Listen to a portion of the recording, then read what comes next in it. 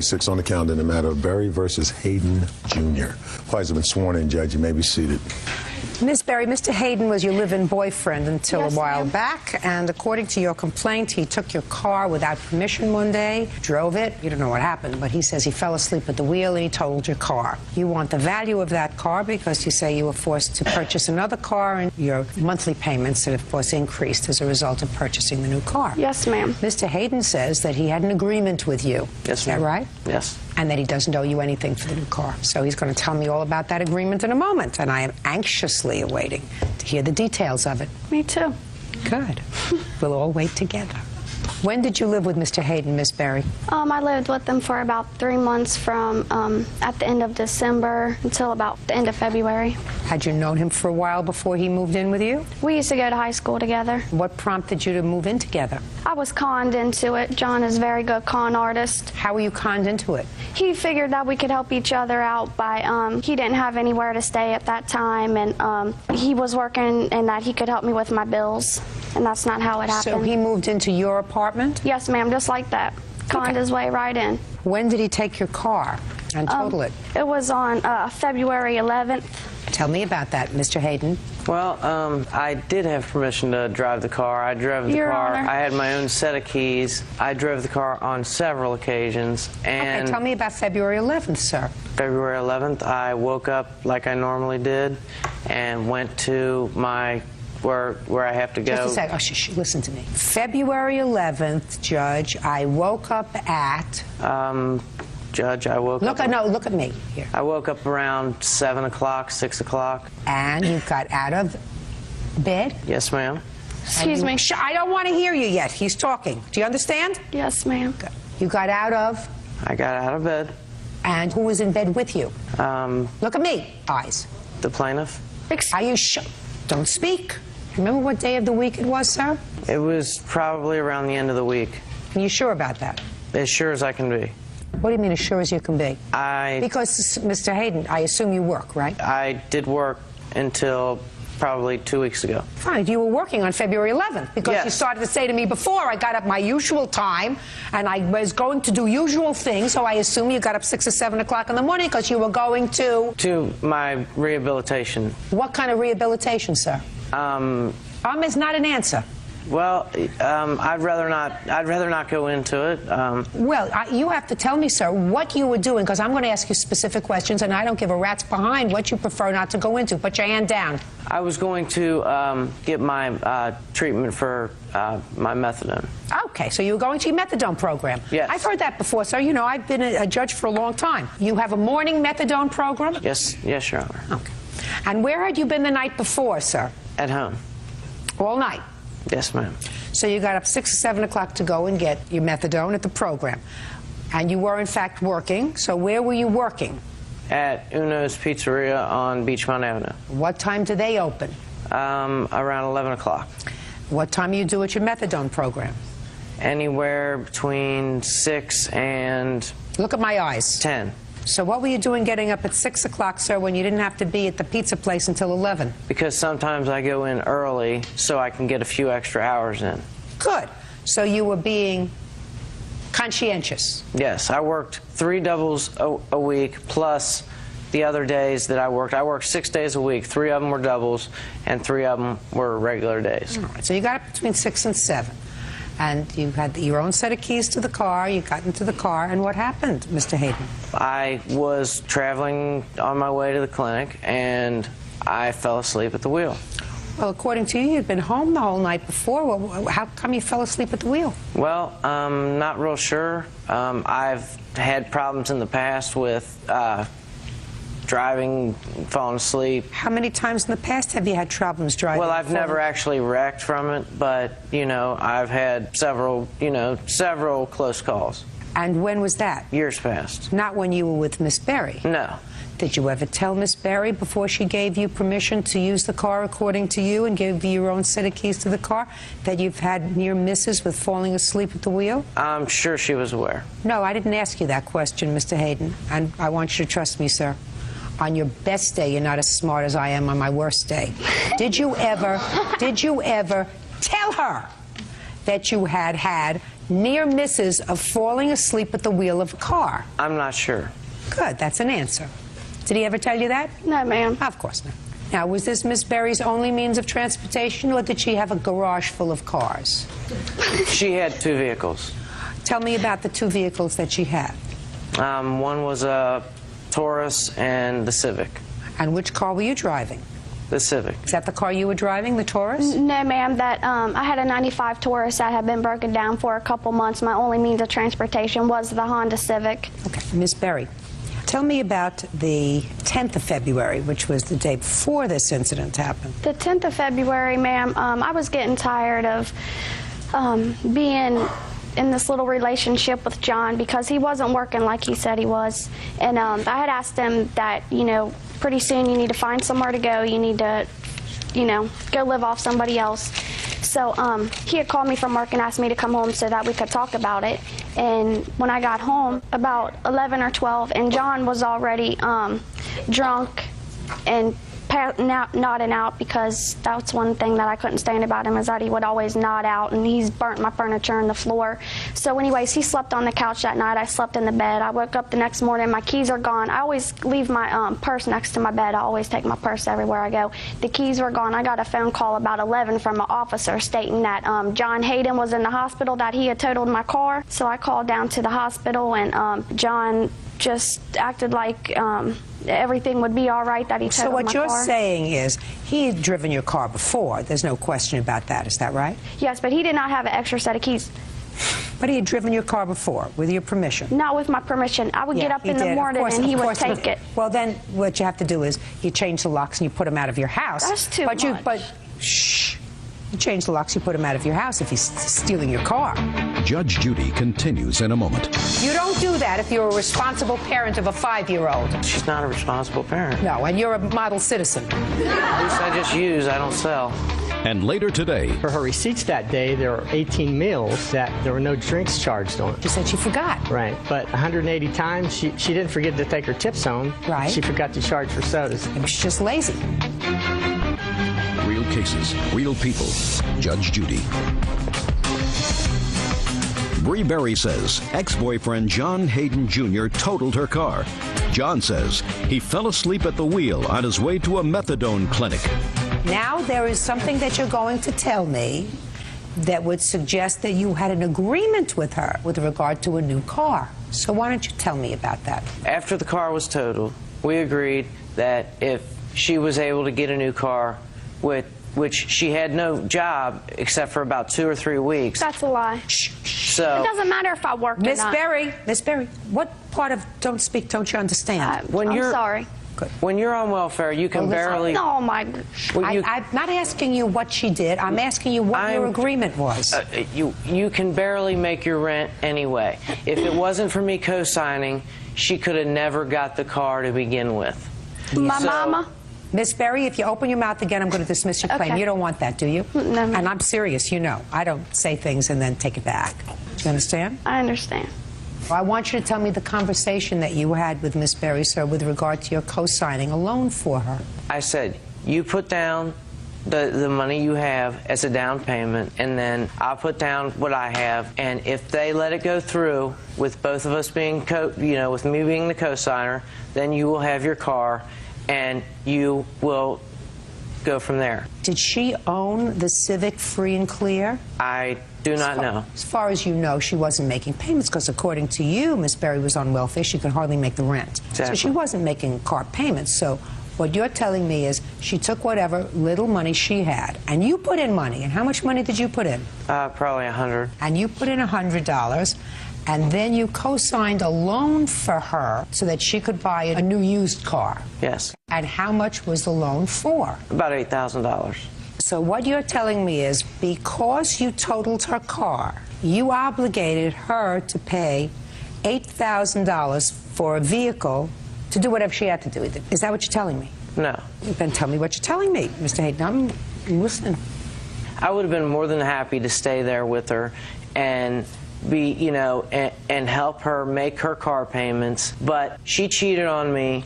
When I called her before I came home because I couldn't get a hold of her one day, and she said, well, an ex-boyfriend of mine spent the night tonight, and I don't want you to come here trying to cause any problems. Granted, this is where I was living, paying bills, you know, giving her money. I make about $500 or $600 a week, and, you know, I just would give her money. If you had, sir, $500 or $600 a week, why don't you get your own car? Because I don't have a license. So, Mr. Hayden, so you took her car and drove her car without a license? I didn't know that at the time. I have an $80 reinstatement fee to pay, which I'm going through now. Mr. Hayden, you got more stories than Damon Runyon. The fact that you tell me that I gave her $100 towards the car, did he give you $100 towards the car? ma'am. No, of course he didn't. Oh, you're right. I couldn't even pay. Of course he didn't. I had to pay for Shh. What year car was this? a 93. Do you have the blue book value of it? Yes, ma'am. May I see it, please? Would you like to see all the evidence or just that? I'd like to see whatever you have, Miss Berry. And I don't live in Section 8. You move people in and out all the time. Oh, goodness. Ooh, this looks like some bad accident. What did you hit? A telephone pole. And, you know, she didn't call to see if I was okay. She called to see if her car was okay. That should have told you something, Yeah, Mr. it Hayden. Should have. Yeah, she's self-centered, and karma will get her. Car was more important than you were. Exactly. Right. And that's Car the was way it's more- always been with, you know, that's what her psychiatrist tells her. Judge Judy will continue in a moment.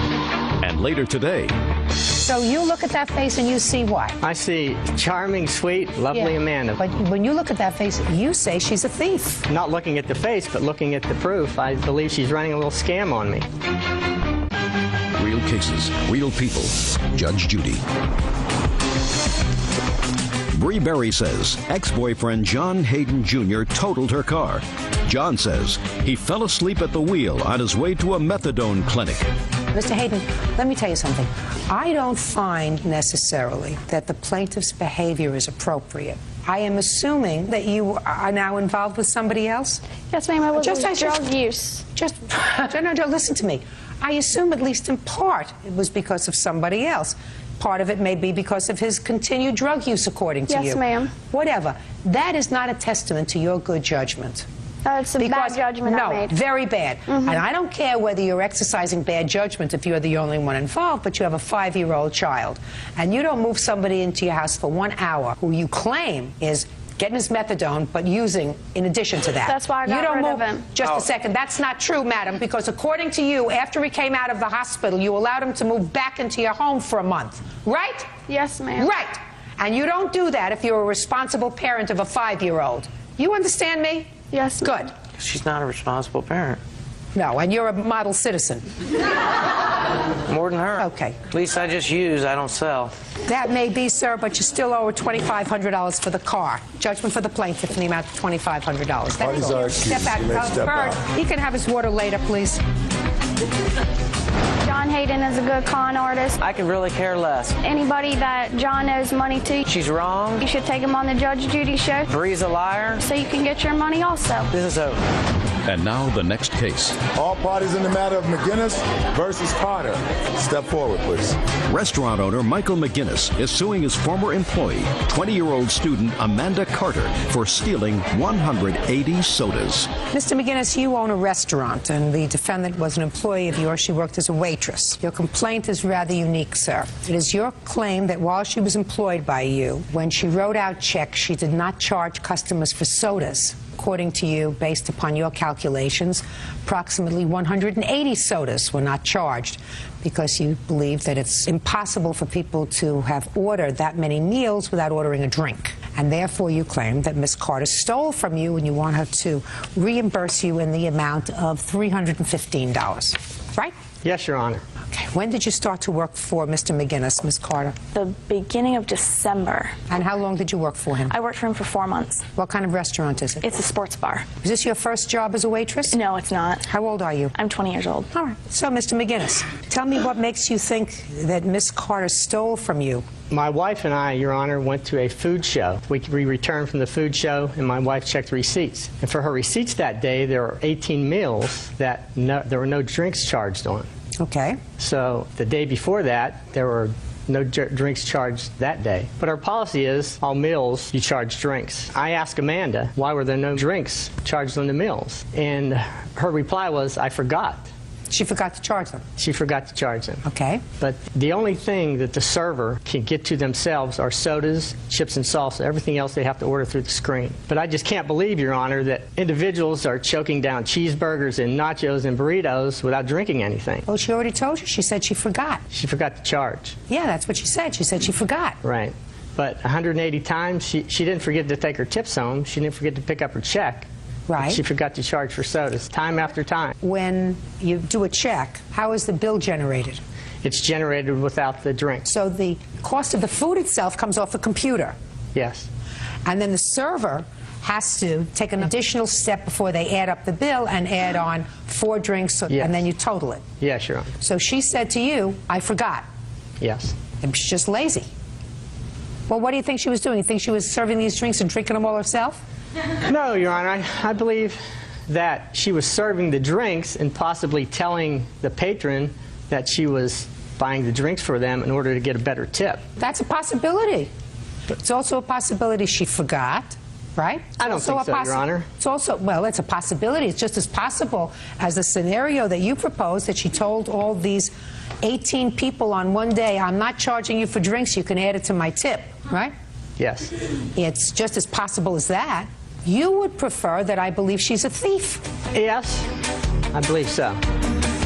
So you look at that face and you see why? I see charming, sweet, lovely Yeah. Amanda, very personable. No, I'm asking you, but when you look at that face, you say she's a thief. Well, not looking at the face, but looking at the proof, I believe she's running a little scam on me. You didn't charge for the drinks, Amanda. How come you didn't charge for the drinks? I didn't charge for the drinks because they simply weren't ordered. The bar area is first when you come into the restaurant, and many people came into the bar and bought their beer and their mixed drinks and such and purchased them from the bartenders and then made their way into the dining area where there are TVs where people like to come in and watch sports. All right, but it's also possible, Amanda, that occasionally you let slip by. Oh, yeah, certain drinks definitely. and didn't put it on the bill, right? Yeah.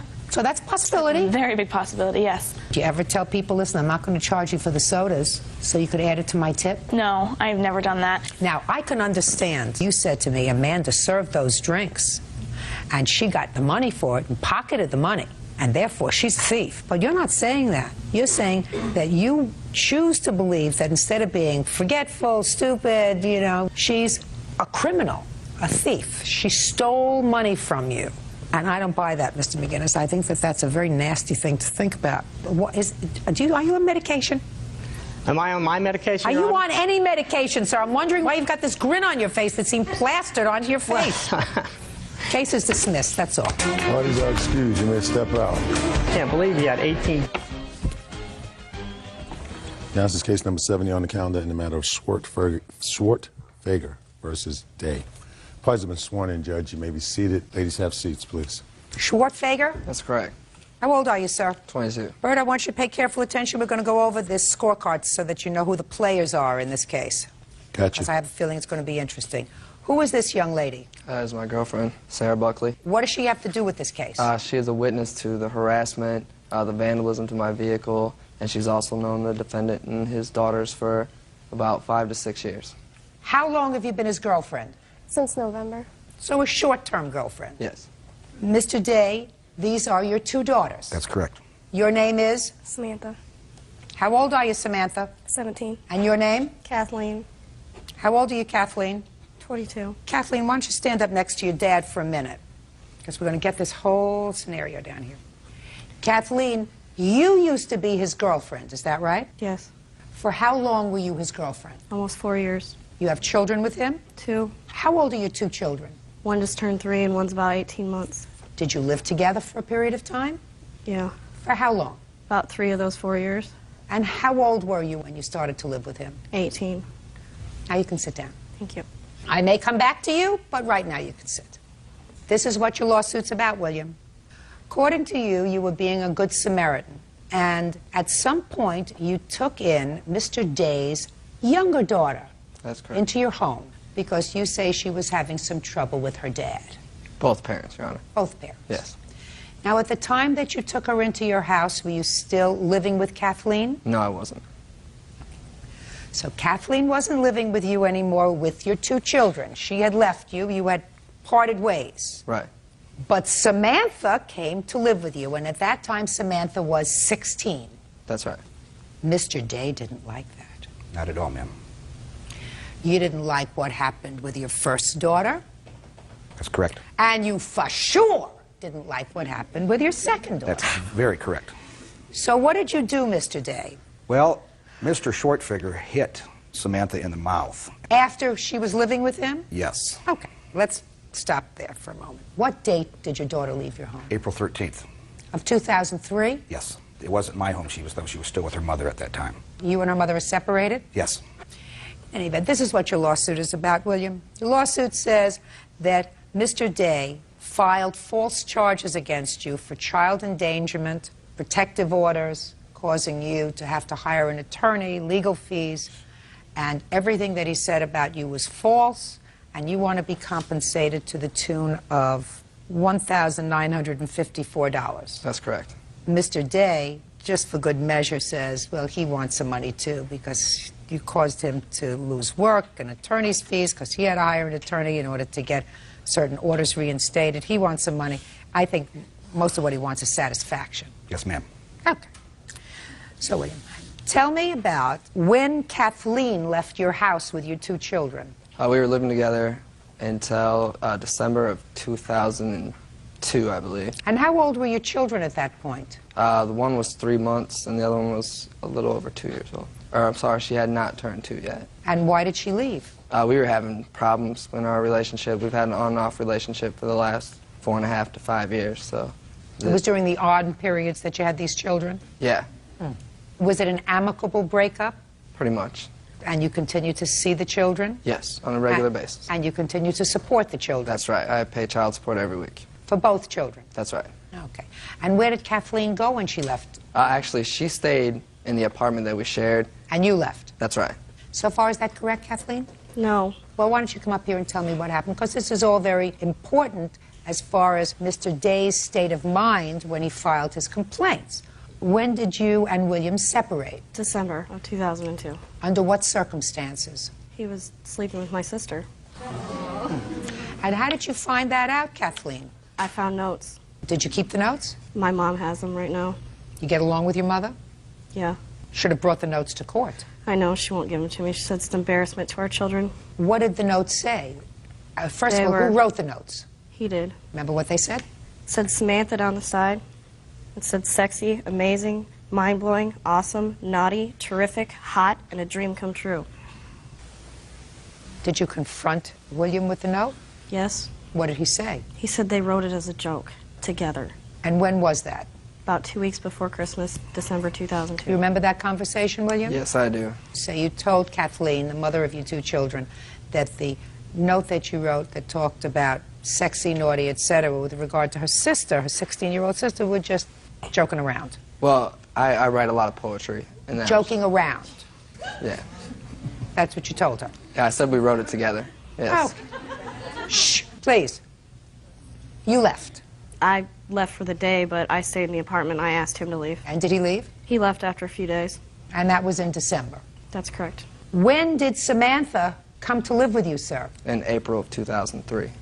And where were you living at the time? I just got an apartment, and I had an extra bedroom, so I figured, you know. How did Samantha know that you had an extra bedroom? Well, we stayed in contact. Kathleen and I weren't talking at the time, so I used Samantha as a mediator to, you know, see my children and to make sure that they were doing okay. You said you saw your children regularly, so what do you mean you needed a mediator? Well, at first, the visitation wasn't every weekend like it is now. Like I said, Kathleen and I weren't on speaking terms at that time. You weren't on speaking terms because she believed that you were having intimate relations with a 16-year-old sister. That a Yeah. fair statement? Yeah. Judge Judy continues in a moment. You made 2 babies with one of his children, and then his daughter finds out that you're messing around with her 16-year-old sister. The 2 sisters, you know, like you live in Utah. And later today, You were together, you went on vacations together, you slept together, intimately involved with each other Right. for all that time. Right. Get a life, sir. Real cases, real people. Judge Judy. William Joe Schwartfager says his ex-girlfriend's father, Warren Day, owes for attorney fees and harassment. Warren says after William broke up with Kathleen, he had an affair with her 16-year-old sister. Now tell me what Mr. Day did with regard to his 16-year-old daughter moving in with you. Nothing at first. Samantha and Mr. Day weren't on speaking terms when it first happened. She was living with her mother. That's right, and she was having problems with her mother. She was, living in and out of her friend's house, running away from her house, not going to school, stuff like that. Between December and April, did you see Samantha? We met up a couple times. The answer is yes. Yes. How many times would you estimate you saw Samantha? About once a week, maybe. Could it have been twice a week? It wasn't like everyday basis that she was over at where I was at, but... I didn't say every day, Well, William. You said once a week. And what I said to you is, could it have been twice a week? It might have been a couple weeks that she came over more than once, yes. And when she would come over, would she stay for an hour or two? She'd stay for a couple hours. And what would you do when she came over? We'd hang out with the kids, talk about when the next time I get to see them, where we were going to meet to get the kids and everything else, so... When did Mr. Day file the first of his protective orders? In July. You have a copy of it? Yes, I do. I'd like to see it, please.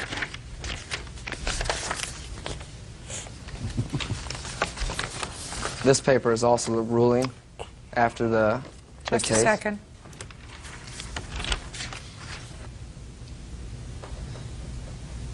So he filed a protective order indicating that in July you hit Samantha in the mouth. That's right. July 2003, Samantha. Were you living with William at the time? Yes. Did he hit you in the mouth? Yes. Under what circumstances? I came home and him and his friends had been drinking and we got into an argument. At that time, we went into the bedroom. He took me into the bedroom. His friends stayed in the other room and one thing led to another. He actually picked me up, threw me into the table, and that's how I busted my lip open. So he didn't hit you in the mouth, he picked you up and threw you into Yes. a table, which caused you to hurt your lip. And what did you do in July when he did that to you? Well, we kept fighting. He actually left. I called my friends to come get me because he took my keys and threw them in the dumpster. And he came back and he was being very rude to my friends, and then I left. And then 2 days later, I think, is when they actually filed the protection order. Where were you living at the time? I was living with Joe, but I was staying with my friend Stephanie after we got in an argument. So you were living with him? Yes. What kind of an apartment did he have? It was a 2-bedroom apartment. Who else lived there?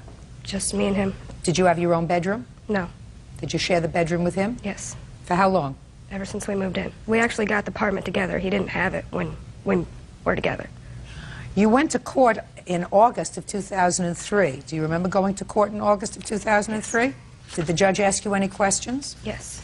Why did you lie to the judge? Because I thought that I was in love and I was scared.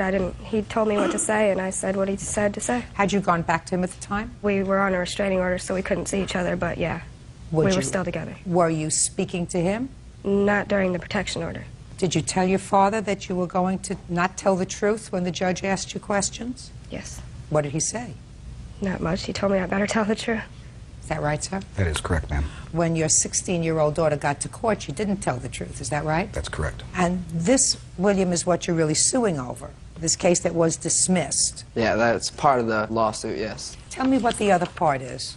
In February, he filed another protective order against me. Samantha had moved out in late October, and I didn't understand why he was... So she came back to you after this original protective order, and she moved out again in late October? That's right. She moved back into my house probably about a month after the case, and then she quit her job, stopped going to school, and those were, I told her if she was going to live with me, she had to keep her job, go to school. And then later on, my car got vandalized. Who do you think vandalized your car, sir? Samantha. We do have audio tapes that were gone over by the county attorney. Don't tell me what audio tapes were gone over by anybody else, sir. That's hearsay. Okay. Do you have any witness to Samantha vandalizing your car? Samantha's older sister, Kathleen, she was the one that actually told me that it was Samantha that vandalized my car. No. What did you say to him? I said it wasn't my brother and it wasn't my sister. Well, I don't know. There's a lot of people that hate you, so... Yeah. I can think of 3 right there. Maybe 4. William, I'm going to tell you a word that you probably don't know. Interestingly enough, Officer Byrd knows this word, because when I say the word, he's going to understand, as will a lot of other people, because I'm going to explain the word to you. The word, William, is chutzpah. Do you know what chutzpah means, Byrd? Sure. Chutzpah means nerve. You got a lot of nerve to put on a suit and tie, bring your girlfriend into a court to sue this man after you made 2 babies with one of his children irresponsibly. Now, you're only partially responsible for that, but you're half responsible for that. And then his daughter finds out that you're messing around with her 16-year-old sister, and she leaves you. Or you leave. She tells you to leave. And then you invite her 16-year-old sister to move into your house, the 2 sisters, you know, like you live in Utah.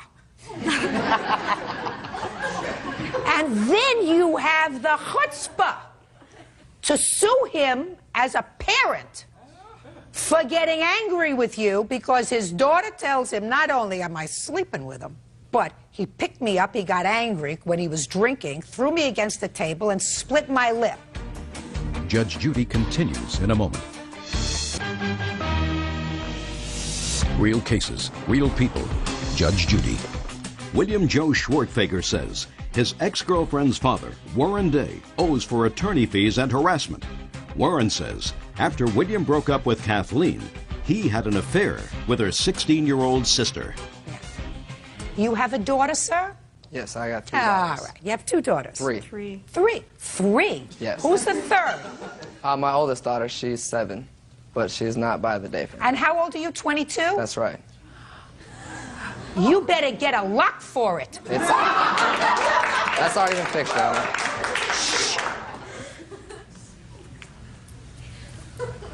William, I don't want to look at you for another second. Your case is dismissed. Mr. Day, have you gotten the satisfaction that you wanted? Yes, ma'am. You don't need a counterclaim, do you? No, I don't really know. Very good. Thank you very much. Goodbye. Parties are excused. You may step out. It's been hard. It's been hard for me not to do something else besides go to court on it. It really has. I was just trying to get the attorney bills that Mr. Day has racked up on my behalf, you know, cleared up. This man has been like a dingleberry on my butt. It didn't destroy any credibility. And it's another day. He doesn't think about other people's feelings, how he hurt me, how he hurt her, and how he's probably going to hurt Sarah, too. She was like a little sister to me the whole time. You could talk the panties off a nun. The girl that's with him right now, Sarah Buckley, Is my best friend. and used to live in my house as my 3rd, like, adopted daughter. So he's on the 3rd one now. Yeah. We're actually a lot closer than we were, and we just really hate him now. Everybody makes mistakes. Yeah, this is her freebie. If she does it again, then it's done. And now the next case. All parties in the matter of Nunez versus Channing. Step forward. Cell phone salesman Ruben Nunez is suing his ex-girlfriend, 25-year-old medical technician Tamara Channing, for crashing his SUV. How old are you, Mr. Nunez? 32. What do you do for a living, sir? I'm in sales. How long have you been working in sales? 10 years, but I've been with my current company for 7. You have family? Yes, I do. What kind of family do you have? I am a single parent of a little boy and a little girl. They live with you? Yes, they do. Okay, so you're busy. I'm currently busy. Yes, I'm always So you busy. have a full-time job? Yes. And you take care of 2 kids? Yes. The reason I'm asking you these questions, sir, is I'm wondering why you're here. Because your complaint says that 2 years ago you were dating the defendant. She asked if she could borrow your car. She borrowed your car 2 years ago and had an accident. So my question is to myself, do you have nothing else to do in your life? In the 2 years that passed between the crashing of your truck that she had borrowed and now, why didn't you pursue your claim? Well, Your Honor, she was unemployed, for one. She was going to school, and she Yeah. just graduated currently in November of 2003. Yeah?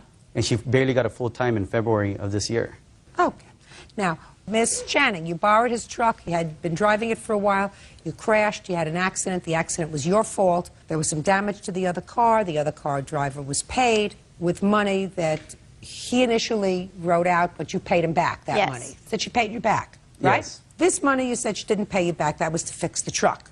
Now, this was in December of 2002 Right. that you crashed the car. You weren't living together, were you? No, we weren't. But you were dating. Right. Now, after December of 2002, did you continue to date? Yes. Was your dating relationship a heavy dating relationship? Yes, were it you heavily was. involved? Yes, we were. We were boyfriend and girlfriend. Were you intimately involved? Yes. And when did that relationship end? It ended in January of this year. So between December of 2002 and January of 2004, you were together. You went on vacations together. Right. You slept together. Right. Intimately involved with each other Right. for all that time. Right. Get a life, sir. Get a life. Judge Judy continues in a moment. Listen to me. If somebody owes you money, you pursue that claim immediately.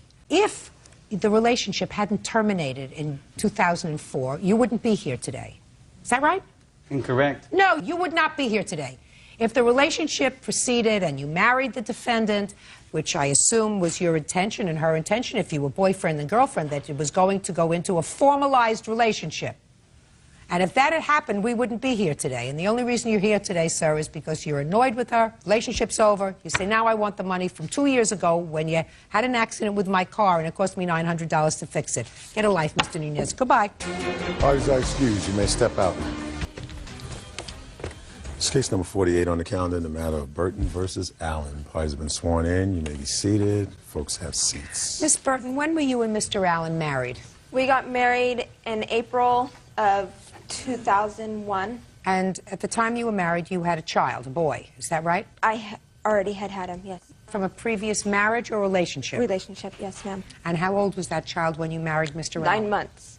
And where is the father of that child? He lives in the state of California. At the time, he lived in the state of Utah with me. Does he support the child? Does he support the child? Right now, no.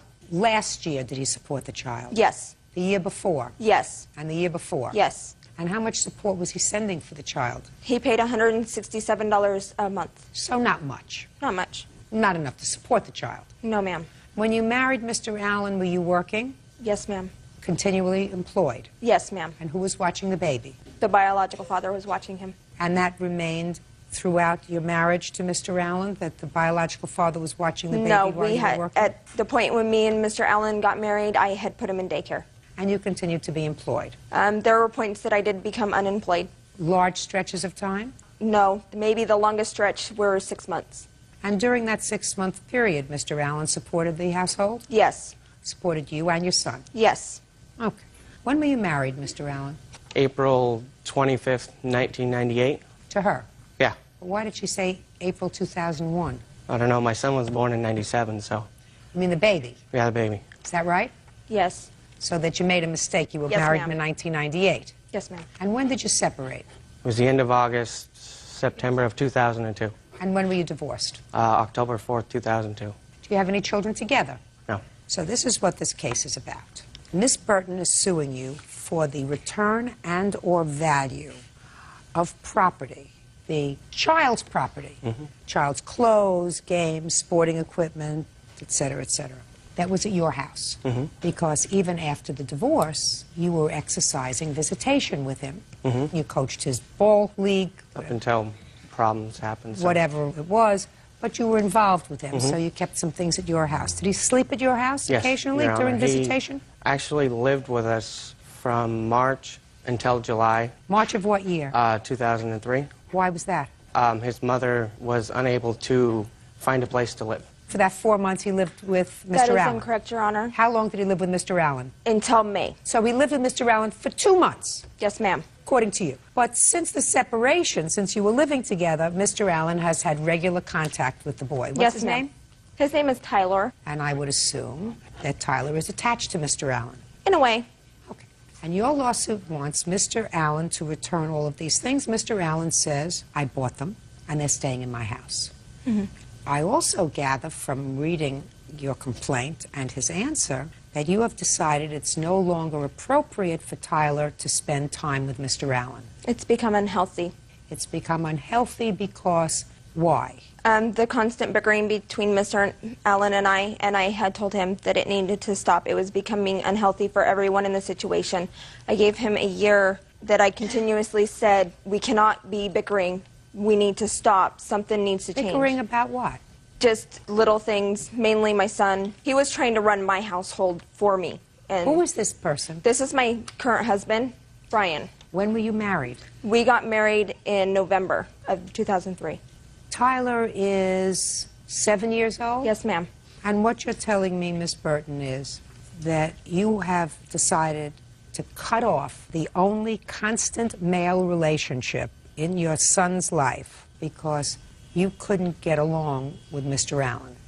Not only that I couldn't get along with Mr. Allen, but my son is fearful of this man. I'm not interested in whether you say your son is fearful. I don't believe it.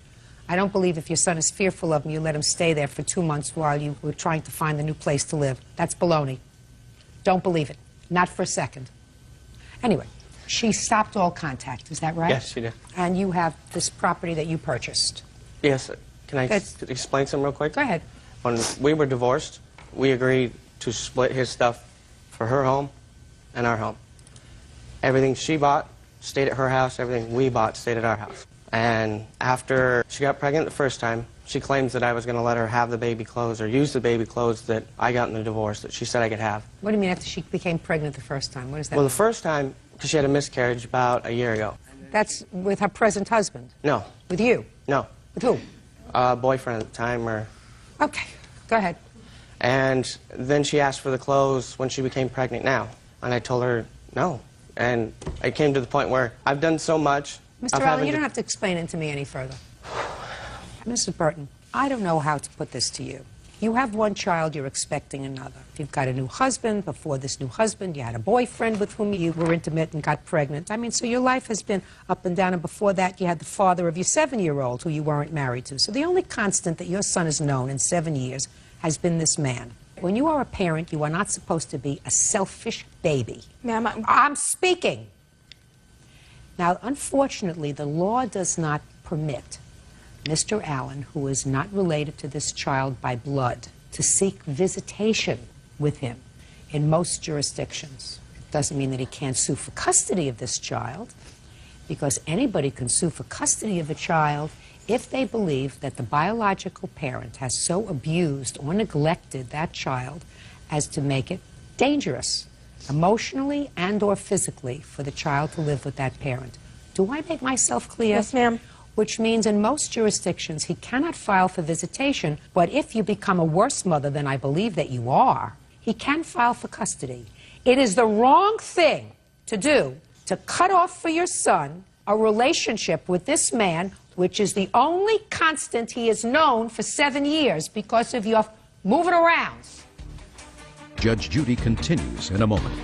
And later today, I was threatened. I mean, he threatened me. You know, if I didn't go back with him, he would... fantasy. Mr. Roseberry, She's on a fantasy. Mr. Roseberry, are you under the influence of any drug or alcohol at this moment? real cases, real people. Judge Judy.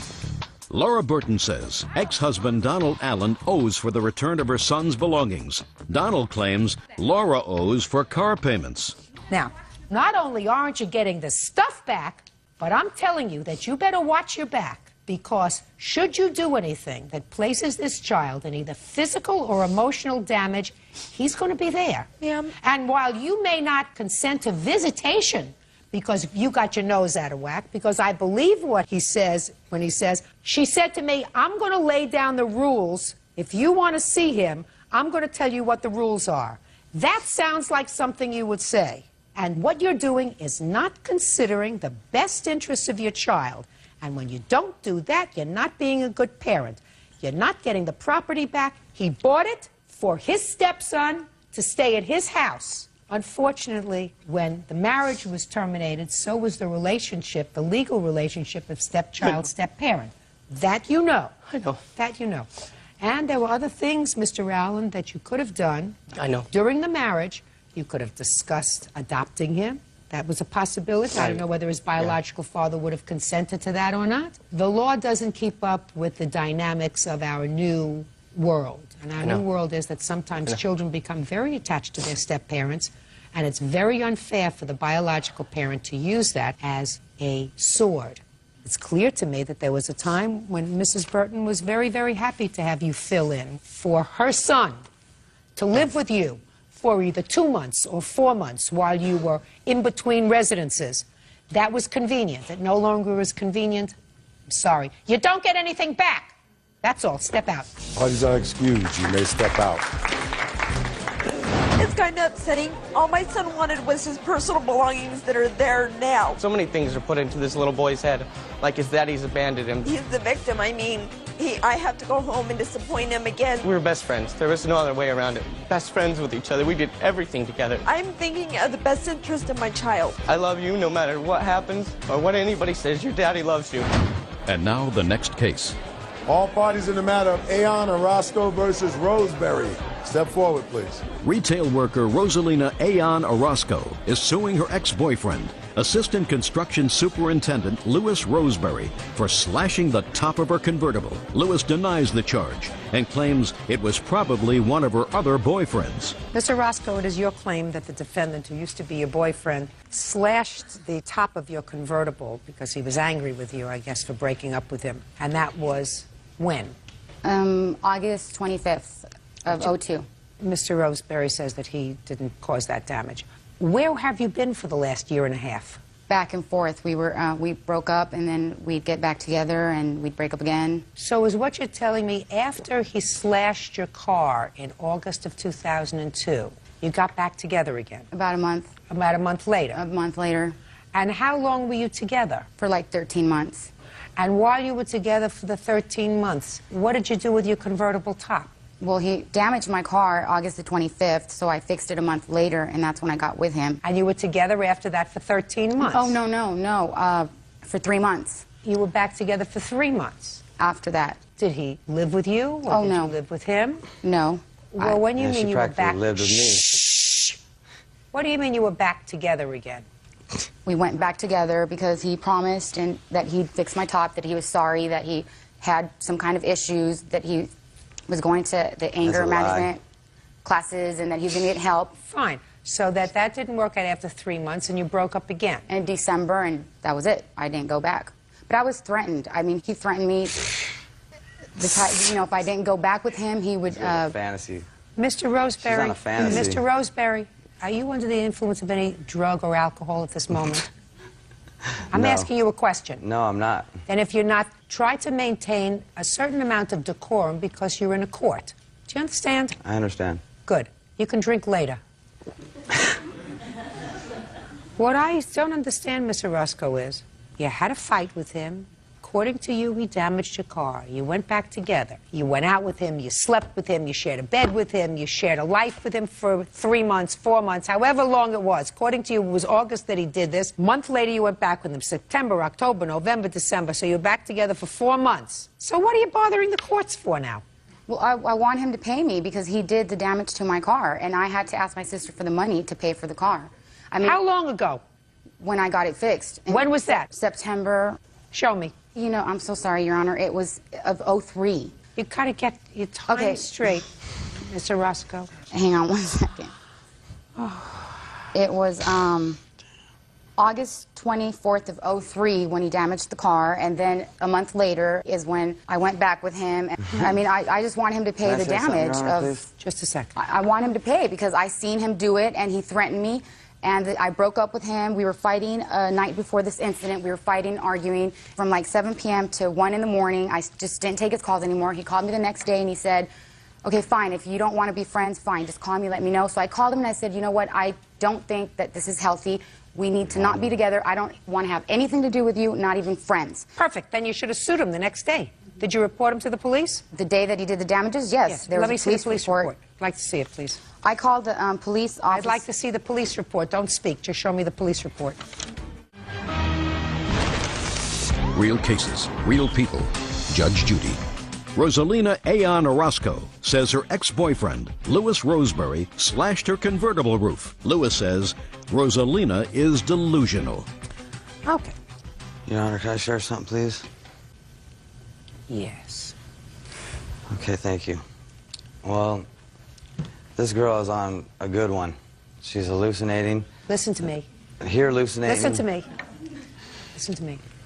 Just stick to her convertible top. Okay, well, the convertible top I didn't slash. I didn't have nothing to do with that. As far as I know, she had 6 other boyfriends or something that were probably mad at her for the same reason I was mad at her. Why were you mad at her, sir? Because she's lying. She just constantly lies. So what'd you get back together with her for 4 months? Look at me. Look at me. Tell me why. Because I like to play around.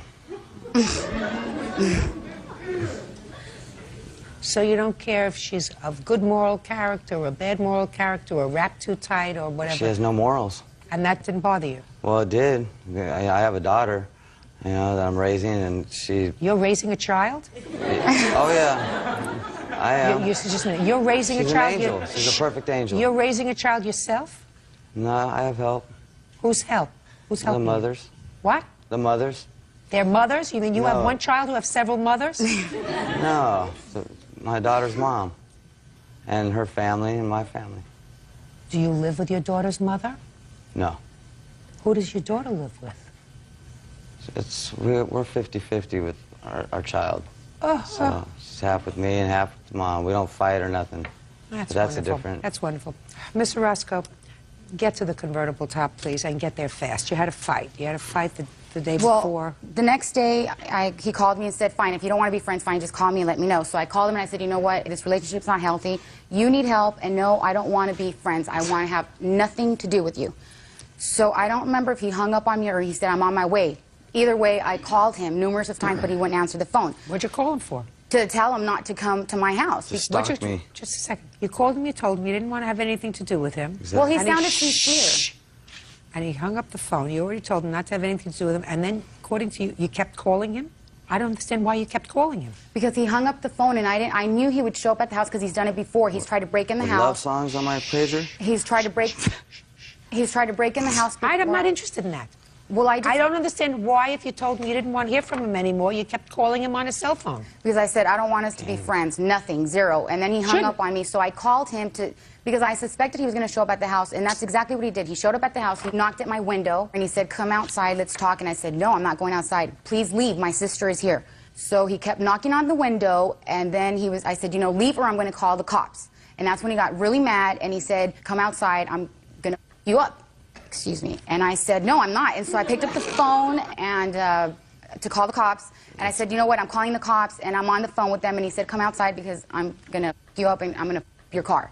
So I was on the phone with the police, and I said, you know, my ex-boyfriend's here, and he is outside. He wants to come in the house. Then I looked out the window. No, I looked out the window. Boyfriends or something. No. So blame this one on me.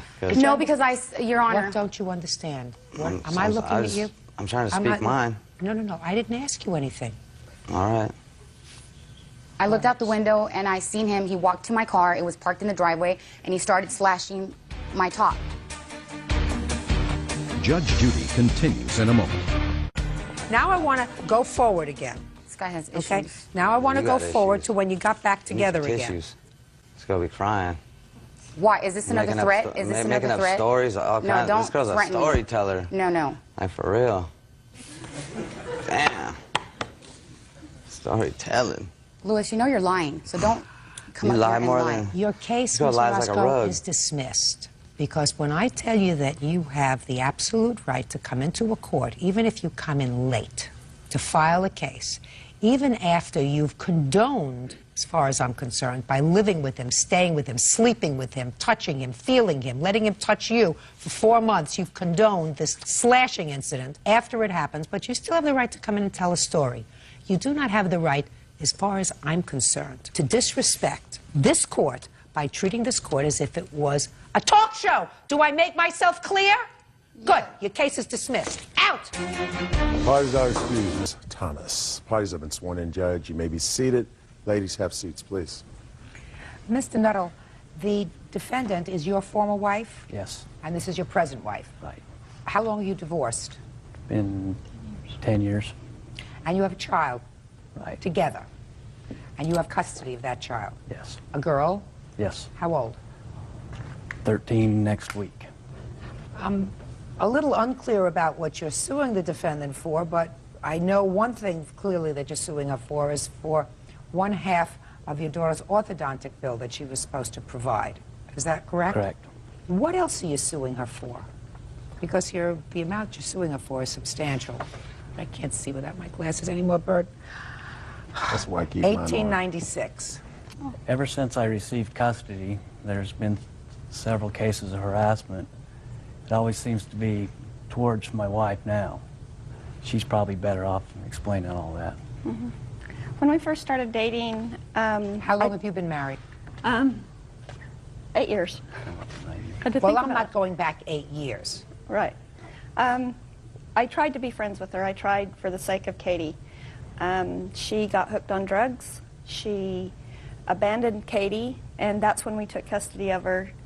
She would show up to our house. How old was she at that point? 6. So Katie's been with you for the last 7 years? Mm-hmm. Okay. She was failing in school. When we finally got a hold of her teacher, she had missed 27 days of school. When she was living with her mother? Right. Well, Ms. Thomas acknowledges that she had had a drug and alcohol abuse history. Right. We took custody of her, and it accelerated from there. A doctor did a home study on her. He came to our home. He told us that she suffers from a classic case of failed mother syndrome, which is she can't stand the fact that her daughter is thriving under my care. And is that your only child? Yeah, that's not true. Is that your only child? No, I have 2 other boys. Where are they? They're with their father. One of them's 20, and he's on his own. So one is 20. He lives on his own with his grandmother. How old is the other boy? 16. And has he always lived with his father? Mm-hmm. Not always. He went when I got on drugs. So about 7 years ago? Yeah. Okay, can I see the order for the orthodontic bill? This is the contract that she had to sign. This is our contract that held us responsible for the full amount in case she defaults. And here's a letter from the orthodontist. Okay. Where did she sign this? That was just a copy that I had to fax. We would mail them to her home, and she'd write No, you said that each of you signed a contract with the orthodontist. Right. Those are just copies, and here's a statement from the... I want to see where she agreed to pay half. Let me see a document where she threatened my orthodontist if they gave me any information on her case, so therefore they wouldn't give me a copy of her signature. Did you ever sign an agreement with the orthodontist to be responsible for half? Yes, I did. Why haven't you paid it? For 2 reasons. I have a letter that was given to me about the braces from my daughter in court on February 1st. Tammy has already poisoned my daughter's mind. She's been trying to... They've changed her middle name because it was like mine. Her brain has been poisoned, and it's gotten to the point where I'm ready to sign my parental rights over because she hates me. This is a message that was left on my phone after not hearing from her or seeing her for 5 years. And this is what my daughter thinks of me now because of her. Karen, this is Katie. I just left the orthodontist's office, and you haven't paid since October. You are such a loser. You can't even pay that. Resaved. Next message. Karen, this is Katie again. You also owe $81.25. If you really cared about me, you would pay. They might stop my treatment in March because of you. You're such a loser.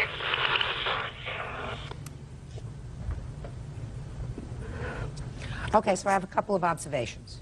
Let's deal with this as expeditiously as possible. I am only entertaining that portion of your claim that involves the orthodontic bills, not for the stress harassment that you claim she has caused you over the 8 years that you've had her daughter. I assume that there has been some of that, and I would assume that during the time that she was heavily involved in drugs and or alcohol, that she did a lot of things that she shouldn't have done. It's one of the reasons that you've been raising this child. However, a 12-year-old child should not know about orthodontic bills, who's supposed to pay, how much money is owed by the mother, that the treatment's going to stop unless she pays the bill, because that doesn't make a child feel good about themselves. Katie doesn't feel good about herself when she feels as if she comes from somebody who she has called a loser, because that's half of her DNA, and she sounds like a smart girl. I probably think at this time, Ms. Thomas, that it's going to be a long road for you to rebuild, if you can at all, a relationship with your daughter. Have you been asked to sign off on your parental rights so that the plaintiff can adopt your daughter? No, I'm unable to work right now because of stress. I was involved in an armed robbery. And between that and Miss Nuttall I haven't been able to work. I only make $260 a month. I can't handle the stress from her anymore. What kind of work do you do? I have gone back to school. This is my certificate. I have an associate's degree in business, and I get to watch it collect dust on my wall. So you support yourself solely on $256 a month? Yes. Plus child support and everything, so I end up about $40 by the time I get done paying the child support. Okay, and you're paying child support? Yes. How much do you pay in child support? $140 a month. And you get that, $140 a month? Yeah, her order is $129, and she owes a substantial amount in the arrearage, so she makes that payment. When was the last time you were in a rehab center? I've been clean for 3.5 years. Judge Judy continues in a moment. You're not talking to somebody who has a firm grip on life. I don't believe at this point she can do any better. And later today, she's saying that her son's the only person in the world she has, and she has no other friends, and she was crying. She's sitting there on the couch crying. What did you say to her, Mr. Franks? real cases, real people. Judge Judy. John and Tammy Nuttall say John's ex-wife, Karen Thomas, won't pay her share of her daughter's daycare and orthodontist bills. What kind of work do you do? I'm a sheet metal worker. And do you work outside of the home? I do. What kind of work do you do? I'm a driver license examiner. So you both have pretty reasonable jobs. Do you have other children? We do. We have 3 other children. How old are they? 16, Katie's 13, Taylor is 11, and Trevor is 6.5. So you've got a full plate yourself. We do. She can't help you anymore. Karen? Right. $140 a month based upon what she earns is a substantial amount of money, which she is paying. If I may, she's only paying because there is a 5-day jail sentence hanging over her head. That may be. You're not talking to somebody who has a firm grip on life, right? Right. If Miss Thomas had a really firm grip on life and felt in control of things, there would be a substantial likelihood that Katie would be with her and her 2 sons as well. She lost that, so she doesn't have that kind of control that she should. She is sending support. I'm sure it doesn't cover Katie's needs. I don't believe at this point she can do any better. She's not making any excuses. I mean, she knows that she probably did some terrible things to her children by neglecting them for a long time while she was involved in substance abuse and before they were removed from her custody. Fair statement, Ms. Thomas? Katie was hurt for a very long time. There's no question about that, because there is a lack of understanding. If you're a little bit older, sometimes you understand how substance abuse can take hold of you, and it's hard to shake it. It's hard to get that off your back. But when you're 5 or 6 years old, that's a hard thing to get over. We would try to encourage her relationship with her mother, and then her birthdays would come along, and Christmas, Valentine's, Easter, nothing. Not even a phone call, not a card. Well, she did send her a postcard from either Oregon or Washington once, which she still has on her dresser. She gave her, her mother told us that she bought her a gift to give to her, which was some overall shorts. And I think the most memorable gift that Karen has given her was a rose from a gas station for Christmas one time. And that's it. That is the extent of her acknowledgement of her. Miss Thomas is now paying the price for all of that. Right. How old are you, Miss Thomas? 39. She's 39 years old. She's by herself. She is estranged from her daughter. And at age 39, she's trying to rebuild a life. Sounds to me like you have a pretty good life. We work hard, though. You work hard. We do. But you have a firm grip. You're lucky. I'm certain that if Miss Thomas had made the right choices earlier on, she would have loved to be standing where you're standing. She made the wrong choices. For whatever reason, she made the wrong choices. And you do not have an order with regard to these bills, but I find that there is an impossibility of her performing her agreement to pay for half of the orthodontic bill for Katie, and that's exactly what I'm doing. Case is dismissed. That's all. Parties are excused. You may step out. I should be allowed to see my daughter. I haven't seen her for 6 years. She doesn't have good memories with her mother. She only can remember bad things. When I get back home, I'm signing my parental rights order because I can't deal with this anymore. And now the next case. All parties on Franks versus Goff. Step forward, please. 26-year-old radio producer Steve Franks is suing former friend, 26-year-old mortgage broker Heather Goff, for a loan and a U-Haul rental. Mr. Franks, you claim that in a time of financial difficulty, you loaned the defendant some money and paid for some moving expenses for her from where you live, which is where, in Chicago? Correct. To Florida, where she wanted to move with her son. She says there were no loans, just a series of gifts that you made to her. Mr. Franks, how do you know the defendant? She is a friend. I've known her for about 2 years. Did you ever date her? No. So tell me the circumstances surrounding you making this initial loan. The initial was a check I have for $2,000. What it did is it covered a lot of back bills that she had. It was right after Christmas time, and she had spent a lot of money on her son, and it left her short on rent and other bills. And I asked her if she would like to borrow the money, and she said yes. Judge Judy continues in a moment. I trusted him. New Year's Eve, I passed out on the couch and I woke up in the middle of the night to him trying to do things to me. Real cases, real people. Judge Judy. Steve Franks says former friend Heather Goff stiffed him on a series of loans. Heather says they were all gifts. Tell me about it. I want to know exactly. She had a lot of loans. She had a lot of bills. Right. Where were you when you had this discussion? We were at her house. I just came over to visit, and we were just discussing her financial situation, and she was crying, and she's saying that her son's the only person in the world she has, and she has no other friends, and I just wanted to help out. I'm in a good financial position. I just want you to tell me what you said to her. She's sitting there on the couch crying. You're in a good financial position, according to you.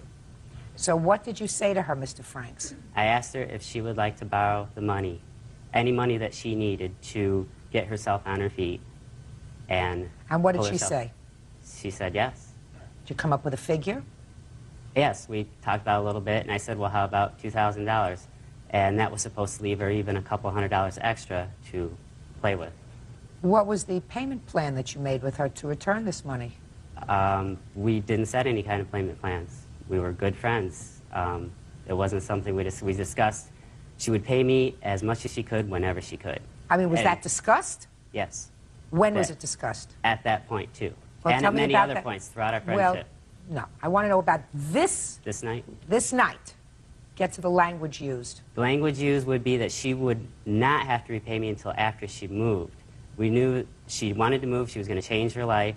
She's going to be in a better financial position after she moved.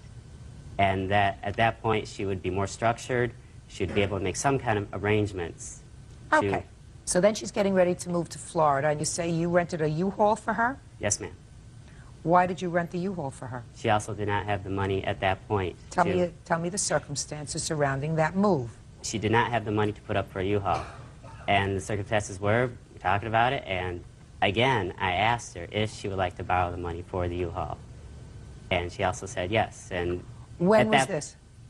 That was the night before this receipt right here. Okay, can I see it, please? Your Honor, if you'd also like to see the proof that I did pay for these, I have the credit card that matches the numbers on. No, I believe you, sir. Okay. I believe you. She doesn't even dispute it.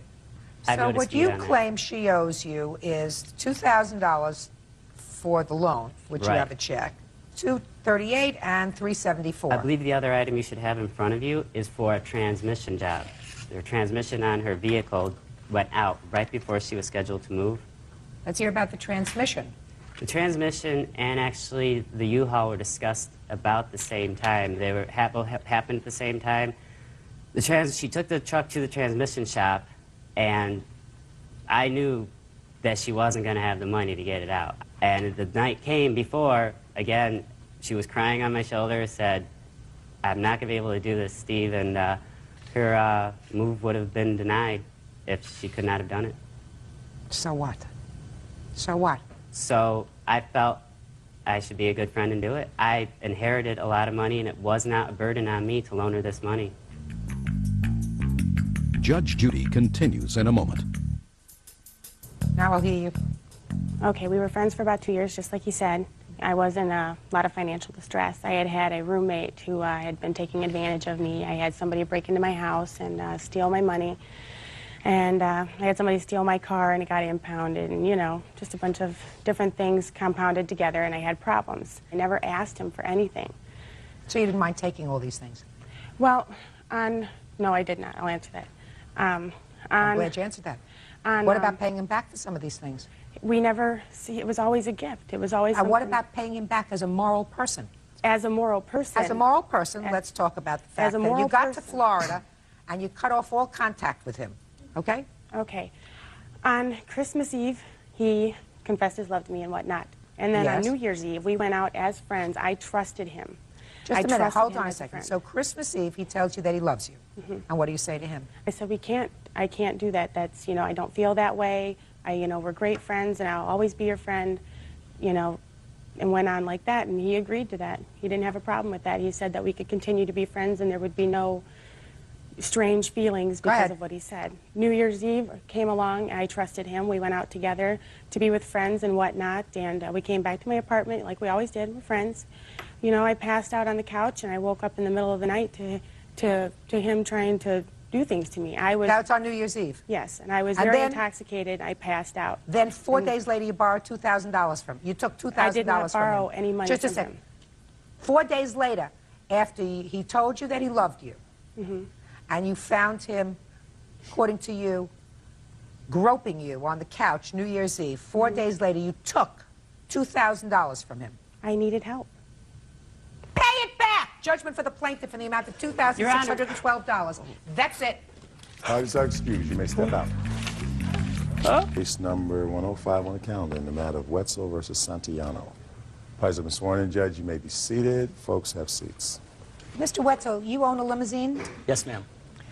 And according to your complaint, you were contacted by the defendant to drive a group of her friends around for her birthday party.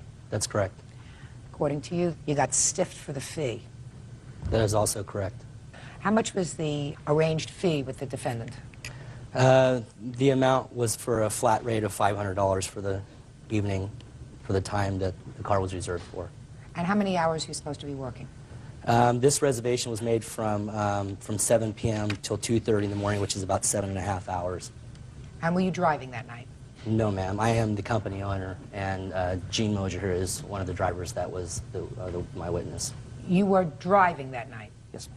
Step up, please. What is your last name? Mosier. So where did you pick up the defendant? Huntington Beach. Did you pick up other people with her at the same time? When I got to the apartment, there were other people there, yes. How many other people? I think the count was around 8. All women? There was, I think, 7 women and 1 guy. Had you received any payment thus far from her? No, ma'am. How we normally do it is we take a credit card, a number over the phone to reserve the vehicle. Is that what you did in this case? Yes, we did, and that confirms the reservation. Okay. And whose credit card was it? The name that we have is hers, Anita's, and the card number was a Visa. Was that your card and your card number? Yes. So that confirmed the reservation? Yes. But the balance is supposed to be paid actually in cash at the time of the pickup. Okay. And what happened when you picked her up with regard to payment? Well, when I... 7 women and 1 guy. Okay. When I picked her up, I went up to her apartment, met Anita, met her friends, seemed very nice, and regarding payment, she told me that her boyfriend was going to pay for it on his credit card. And what did you say? I said that would be fine. Did you get the credit card? No, I did not. Why not? Because how it was supposed to work out, I was supposed to pick it up at her boyfriend's work and get it from him. Was that the first stop or the second stop? This was the 3rd stop. So what was your first stop? My first stop was at a friend of hers, friend to pick her up. So now there are 9 passengers? Correct. Second stop? The second stop was at a restaurant, which was Gordon and Biersch. And what happened there? At that point, I dropped the clients off, and I was going to her boyfriend's work to get his credit card number. What time did you drop them off? I dropped them off at around 8 o'clock. When were you supposed to pick them up? I was just going to get his credit card number and then come back to the restaurant and wait. So did you go to the boyfriend's restaurant? Yes, I did. And is boyfriend here? Is that no boyfriend? No boyfriend here. They're fungible. They come and go. That's true. Did you get boyfriend's credit card? Yes, I did. And he was aware of the process? Yes. This was for a birthday party? Yes. How old are you? 25. Was this for your 25th birthday? Yes. And you went back to the restaurant. What time did they exit the restaurant? They exited the restaurant, it was between 9:45 and 10 o'clock. Anything unusual when they exited the restaurant? Nothing unusual. I mean, they had a lot to drink at that night, so it's nothing usual. Nothing unusual? Nothing unusual, yes. Where did you go at 10 o'clock? At 10 o'clock, the plan was to drop them at her boyfriend's work, which he owns a billiard hall and a nightclub, and they were going to finish off the evening there. So did you go there at 10 o'clock? Yes, ma'am. But the problem that we had in the beginning of the night, which I think Gene forgot to mention, is about when they got in the car. We have a policy in my vehicles that there's absolutely no smoking in the vehicles at all. Under no circumstances, no money to be bought. We do not smoke in the vehicles. Is that posted anywhere? It is posted on the contract, which gets signed before the run starts. Let me see the contract. And this was kind of one of the issues that created Okay. the problem at the beginning of the night. Okay. When did the defendant sign this contract? At the beginning of the evening. Was that in her apartment or downstairs? In her apartment. Okay. So there was a problem with smoking in the vehicle. When did that start? That started right after I picked her up at her apartment. They lit up a cigarette once. And at that point, I turned off the vehicle and asked them nicely not to smoke. And did you have any further problem with that? Yes, I did. When? About 10 minutes after I told them not to, I looked back there and I noticed a pipe, a girl that was pulling out of her purse. And right before she started to light it, I told her, please don't smoke. At that point, I thought it was a good time to pull the client aside. So when we got to her friend's house, I got everybody in the car and asked Anita if I could talk to her. And I basically said, Anita, please do not smoke. And what did she say to you? She said, fine, Gino, I'll take care of it. And was there any further problem? Not until the end of the evening. Okay, well, let's go back to dropping them all off at the boyfriend's billiard parlor. Okay. You know, like I said, I dropped them off there, and I waited and waited, and they were having a good time. And about 12, I think it was 12:30, 1 o'clock, I'm not real sure, Anita came out and asked me, she said, Gino, could you do me a favor and take 4 of my friends home and then come back and pick us up? I said, no problem, I'll do that. At that point, as I get them in the car and we're driving along, once again, someone is lighting a cigarette in my car. So once again, I tell them, please do not smoke. And from that point on, I got to Huntington Beach, opened up the car door, and found someone got sick in my car. You mean threw up? Threw up in my car, yes. At that point, what I was thinking from there, that the run needed to be terminated, okay, because it just seems like they weren't doing what I was saying at all. So my game plan from there was to go leave Huntington Beach, go to... You dropped off the 4 girls? Yes, I did. Yes, ma'am. Go ahead. Okay. From there, I went to the Plush Pocket, and my first thing to get Anita and get her boyfriend, pull them aside and let them know what has happened. So what time did you get back there? I got back there at about 1:40, 1:35. Mm-hmm. Pulled Anita aside and her boyfriend, told her that we had a problem. From there, showed her what happened, told her that the gal smoked one more time, and I was not going to take them any further. At that point, she was very upset, had a lot of obscenities to say. She was very angry and said, forget it, we'll take a cab, we'll take you to court, that's it. What about the comment she made for me? She made a comment, and I'll still remember, she actually said that, Tommy, your owner, can out of my... Nice. Yeah. So I'm thinking, oh, this is real good night. From there, I noticed that she's in the front seat of my car. I didn't think much of it. I thought she was looking for her purse. Got everything out, driving down the freeway, and I'm almost back to the garage, and I noticed that my credit card slip is gone. Judge Judy continues in a moment. We've been drinking freely all night. If you've got a bunch of drunken girls who are vomiting all over his car, I would take a bunch of drunken sots 5 minutes. And later today, According to what I've read, you were all out drinking. You were all slobbering together in the car. Everybody drinking and everybody pretty drunk. Fair statement? It's fair. real cases, real people. Judge Judy. Limousine company owner Tom Wetzel and his driver Gene Mosier say Anita Santiano and her friends were out of control during a limo ride. Okay, let's hear you. Okay, I made the reservation with Tom here, and when I made the reservation, I told him that my boyfriend at the time is the one that was buying me this limo for my birthday. So I didn't think I was responsible for payment at all. When Gino got to my house and picked us up, he asked me to sign this, and I did not read it. I thought it was just to confirm that I was being picked up and everything. That's your problem. So, right. So I signed it, and we went to dinner. We picked up more passengers, and we went to Plush Pocket. He did get the imprint of his credit card number, so everything was fine at that point. One of my girlfriends did throw up in the car, and she's not here today, but one of the girls that were in the car with her is here. And he did come back to me and tell me that he was ending the ride. And I said, you can't do that. We still have, at that time, we still had about 2 hours left. No. What time did he get back? I don't quite remember, but I'm guessing around 1. Well, if you don't quite remember, he said it was between 1:30 and 1:40. So you had another hour left on the car. Go ahead. He came into the club. Let's talk about the smoking first. Is there signs posted in there that say no smoking? It's on the contract, which I just read, but there's no signs in the car that I noticed. Did he ask you to stop smoking? Yes, and I told everybody that was with me in the car to stop, and we stopped. You mean nobody's picked up a cigarette or a pipe to light again?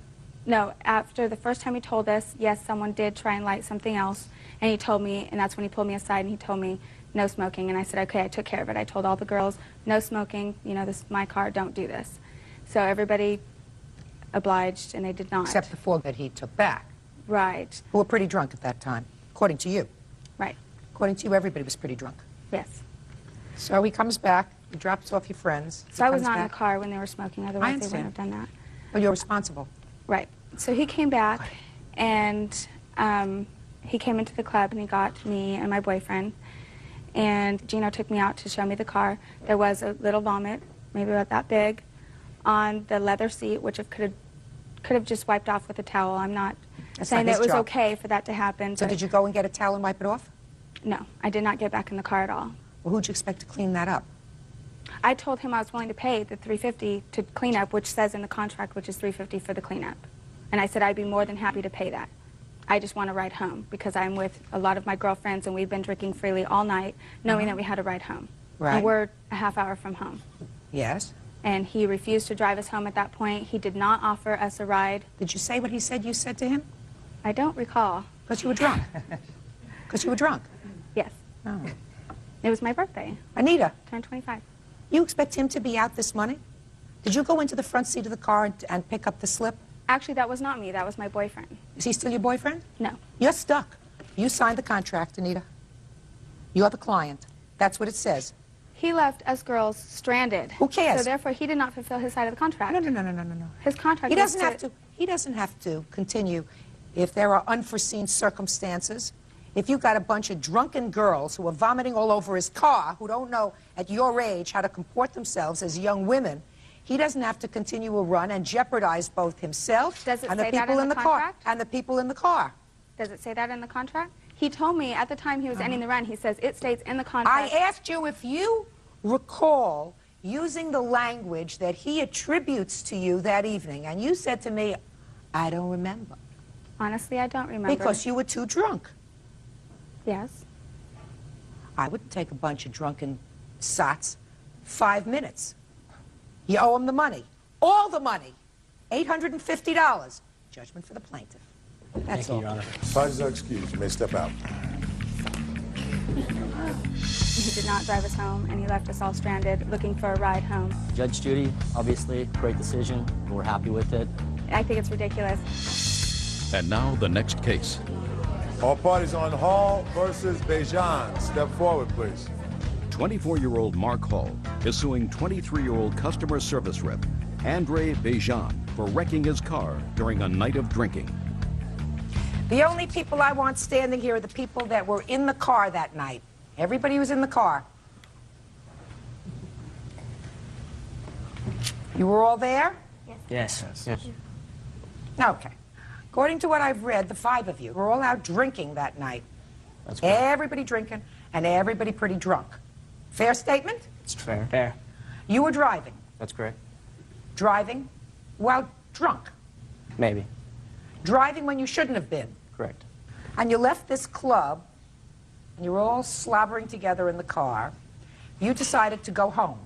Yes, I wanted to go home. He wanted to continue to go drinking. He hadn't had enough yet. Well, dancing. It was after 2, so was there's after no 2, so alcohol there's no served where we were going. Maybe. Judge Judy continues in a moment. You pushed your sister fell. According to you, you got mad at the sister falling, you punched him. No, he threw his sister, and I have a younger sister.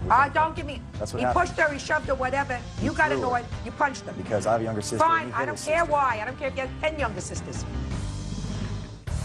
Real cases, real people. Judge Judy. 24-year-old Mark Hall is suing 23-year-old customer service rep Andre Bejan for wrecking his car during a night of drinking. So you asked him for directions. That's correct. He wasn't forthcoming giving you the directions, and since you were all pretty loose, you told him to get out of the car. That's correct. That's not what happened. Shh. And you stopped the car. And he got out of the car.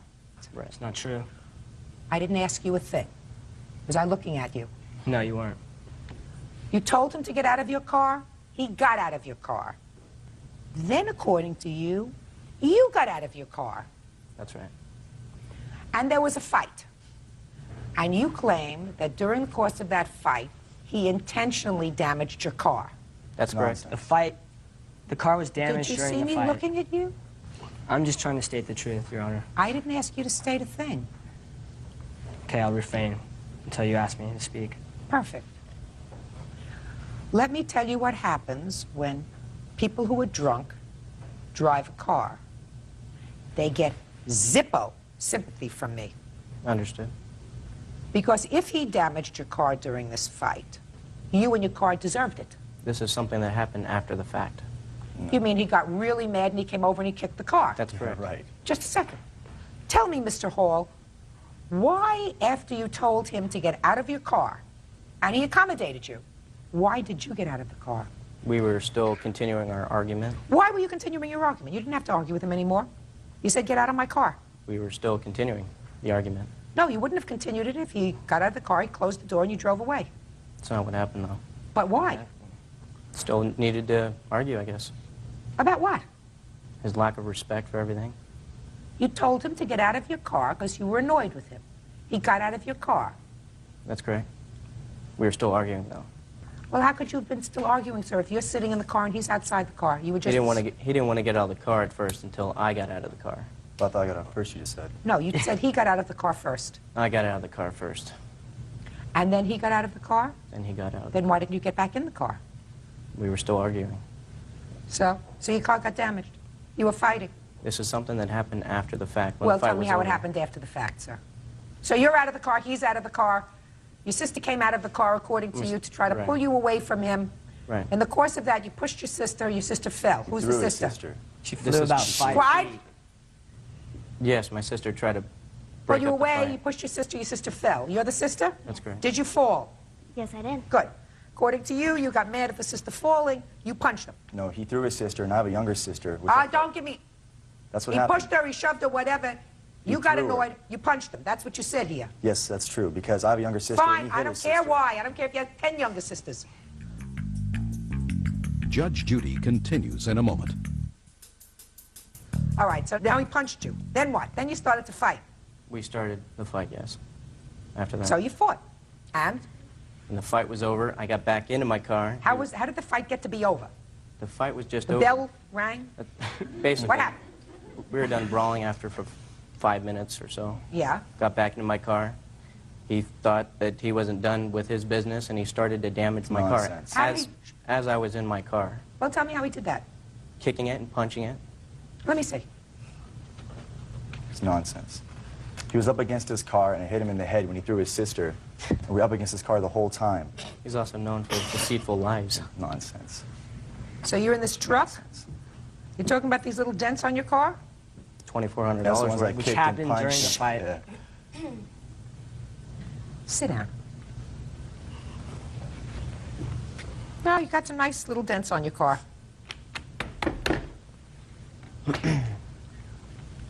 What's the expression? I can't say that. It happens. This stuff happens when you're drunk and you drive a car. Case is dismissed. That's all. Parties actually be seated. Have a seat.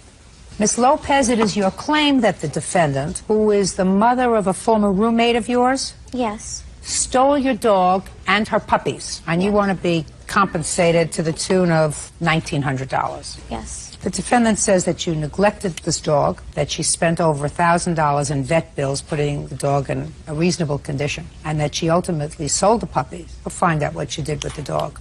I understand that this was not the first time your dog had puppies, according to your complaint. Is that right? That's correct. What kind of a dog was it? It was a Chipu, half Chihuahua, half Poodle. Where did you get the dog from? It was a Christmas gift to my daughter from her father for Christmas of 2002. How many litters have you had with this dog? This is the second one. Who did you breed her with? It was actually a situation where there was a dog, a poodle, that lived around my area. And I had a doggy door, and the dog was able to squeeze through my gate. And while I was at work, she got pregnant while I was at work. So what you're telling me is you don't know really who the father was? No, I do. I know the dog. I know the dog. So it was an accident? Yes. Why didn't you have the dog spayed? Because I figured that I had it fixed. I had intentions of doing it, but it happened too quickly. Well, that doesn't happen too quickly, madam. You had got the dog as a puppy in December of 2002. Well, Within 6 months, you had the dog spayed. And if you didn't have the dog spayed, then you know that you could run the risk of the dog having puppies. Well, I had intentions of maybe breeding her, but I wasn't expecting it to happen the way it did. In August of 2004, she had her first litter? Yes, that's correct. And is that the first time that Miss Malden helped you? Yes, that is correct. And tell me about that. Well, I was at work, and I had another roommate at the time. And when she let me know that our dog, Zoe, was going to have puppies, and that she didn't know what to do, so she contacted Christy to help her out. Well, you told me she called you at work. She called me, right, to tell me, and I... She called you at work, and what did you do, Miss Lopez? I was going to come home, and she's like... And then I was going to come home. She said that she knows Heather. Heather's mom is good with dogs, so she's going to call Heather's mother and see if she would help her out. So she... Why didn't you go home? Because I was working, and I couldn't... I was... Because I had... My roommate told me that she was able to handle it, so I didn't go home. How many puppies were delivered in August 2004? There were 4.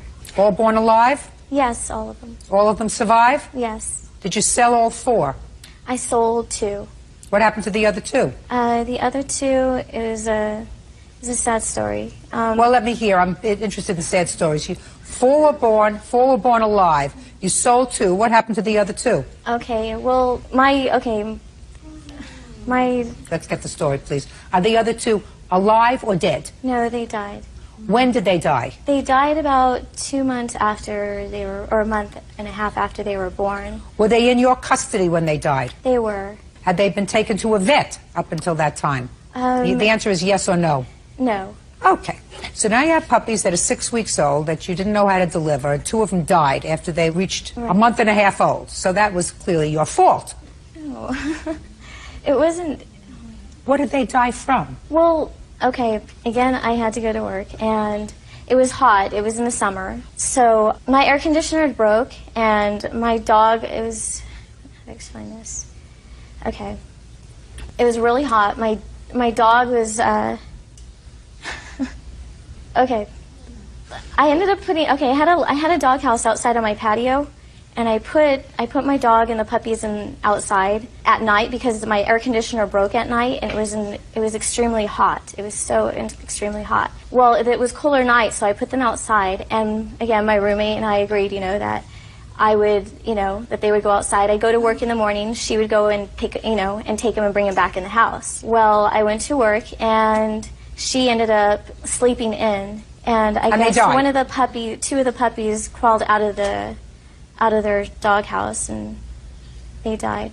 So again, it was somebody else's fault? No, it was not somebody else's fault. It was my fault. Good. Okay, now you should have understood, Miss Lopez, that breeding dogs was not for you. I wasn't breeding them. It was an accident. It wasn't something... An accident happens once. Okay. Then you take the dog to have the dog spayed. Right. You did not. No, I did not. So the dog got pregnant again. Do you want to tell me how that happened? It was by the same dog. And it was the same way. Same dog, same way. And you did the same thing. You called the defendant. I called her this time, yes. I said you called the defendant. Yes. I read your complaint, and you called her and said what? And I told her, you know, my roommate trusted that you helped deliver Zoe's first litter, and I was like, I need to go to work again. And I asked her if I could bring Zoe over so that she could assist in making sure that she was okay, because I realized that her water broke. And so she, you know, I asked her and she agreed. So I went over there and I dropped Zoe off, and I told her that I would come back and, you know, check up on the puppies. Well, when did you come back? I went to work, and then I came back the following day. When did she have the puppies? She had them that day. What was the date? It was January. It was about January 30th. Is that the date? Or so. It was What's the date? She brought them to my house on the 20th. She delivered the puppies the 21st in the evening. She delivered the puppies on the 21st. Yes, ma'am. When did she come back? Sunday. Which is what date? Well, that would be the 23rd. 3 days after she brought the dog to your house. Yes. Okay. Now, Miss Lopez, between August of 2004, when your dog had the first litter, Right. and January of 2005, how many vet visits did your dog have? She had 2 vet visits. You have the forms? I don't have those. What were the visits for? It was just a checkup. That's it. Getting her shots, and that was it. What's the name of the vet? The vet, I don't have that information. How many dogs do you have? I only have 1 dog. Well, if you only have 1 dog, then it's not a problem with remembering the name of the vet. You remembered what happened in August of 2004 pretty much verbatim. Right. So just the name of the doctor. I don't have that information. I'm sorry. Judge Judy continues in a moment. You certainly don't have any room up here to take care of yourself, a 5-year-old, a dog, and 8 puppies, because you couldn't figure out that that doggy door was going to be open and closed and open and closed and open and closed. So you got to think about that. Real cases, real people. Judge Judy. Veronica Lopez says her former roommate's mother, Christy Malden, stole her dog Zoe and Zoe's litter of puppies. Christy says Veronica has no right to be a pet owner. Okay, Ms. Malden, the plaintiff brought the dog to your house on the 20th of January. Yes. You delivered how many puppies? 4. Were you aware of the fact that the plaintiff was responsible for the death of 2 of the puppies that you had delivered the previous summer? Yes, ma'am. I was very upset when I found that out. After you delivered the 4 puppies, and they were all born alive? Yes, ma'am. Did they all survive? Yes. What happened with Zoe? When Veronica called me on the 20th, she asked me if I could watch the dog. And I said, yes, I'm homesick today, so that'd be fine. I'll watch her for you. And she brought her over, and she said, I think her water broke. And so I watched her, and the dog, her water didn't break, but she kept throwing up. So that happened throughout the whole day on Thursday. Friday, she was pretty much the same, but she delivered the puppies, started around 5:30 on the 21st in the evening. And she had a hard time with those, so I had to assist her in those, pulling the puppies out, because she's so small and so weak. Somebody have a picture of this dog? Yes. I'd like to see. Here's one of the babies, too.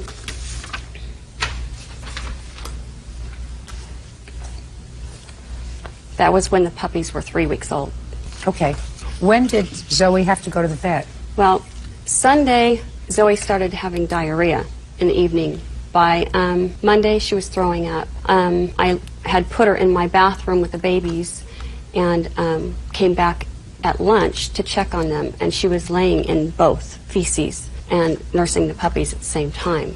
Well, I then called Veronica and let her know, the situation, told her they needed to be taken to the vet. And she You remember that phone call? Yes, I do. Did you rush home to take her to the vet?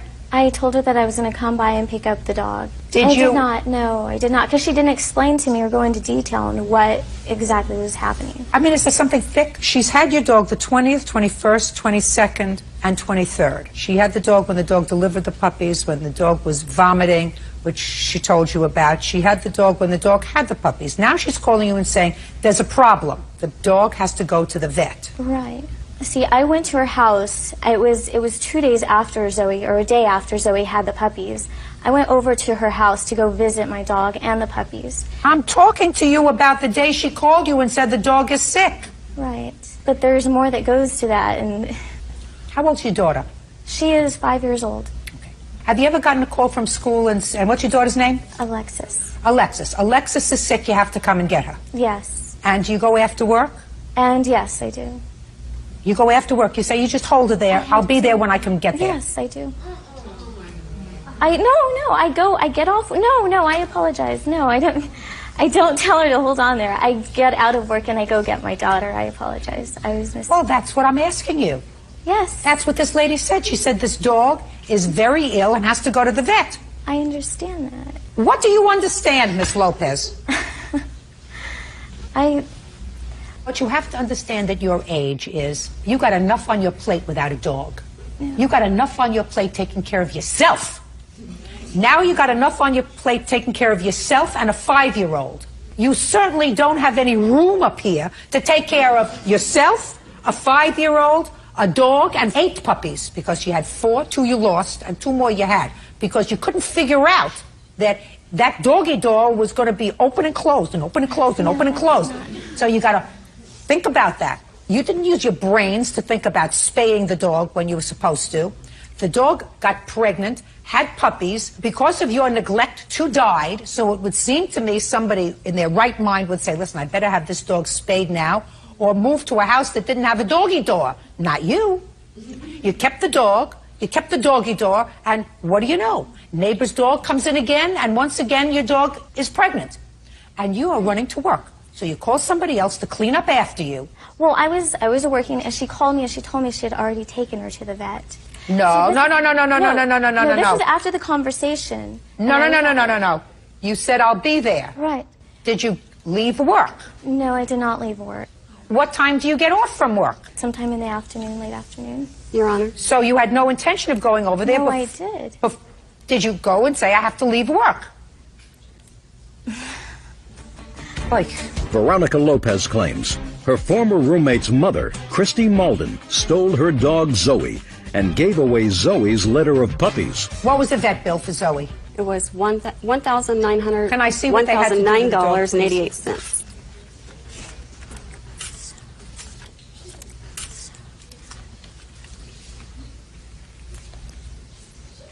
Those are the doctor's notes. They had to give your dog an IV catheter replacement, fluid therapy, fluid additives, plasma transfusion. She had to have a dog was hospitalized, spayed. The dog was severely malnutritioned. A dog that is malnutrition doesn't have 4 healthy puppies. My dog was well loved. Tubman may concern. Zoe is a 2-year-old female terrier. She had given birth 2 days prior. She had been vomiting throughout the day and was in a moribund state. She had a fever, a life-threatening low blood calcium, and had lost 1/2 of her red blood cells. Saving her life required 4 days of hospitalization, a blood transfusion, a plasma transfusion, and abdominal surgery to remove her uterus that was continuing to bleed postpartum.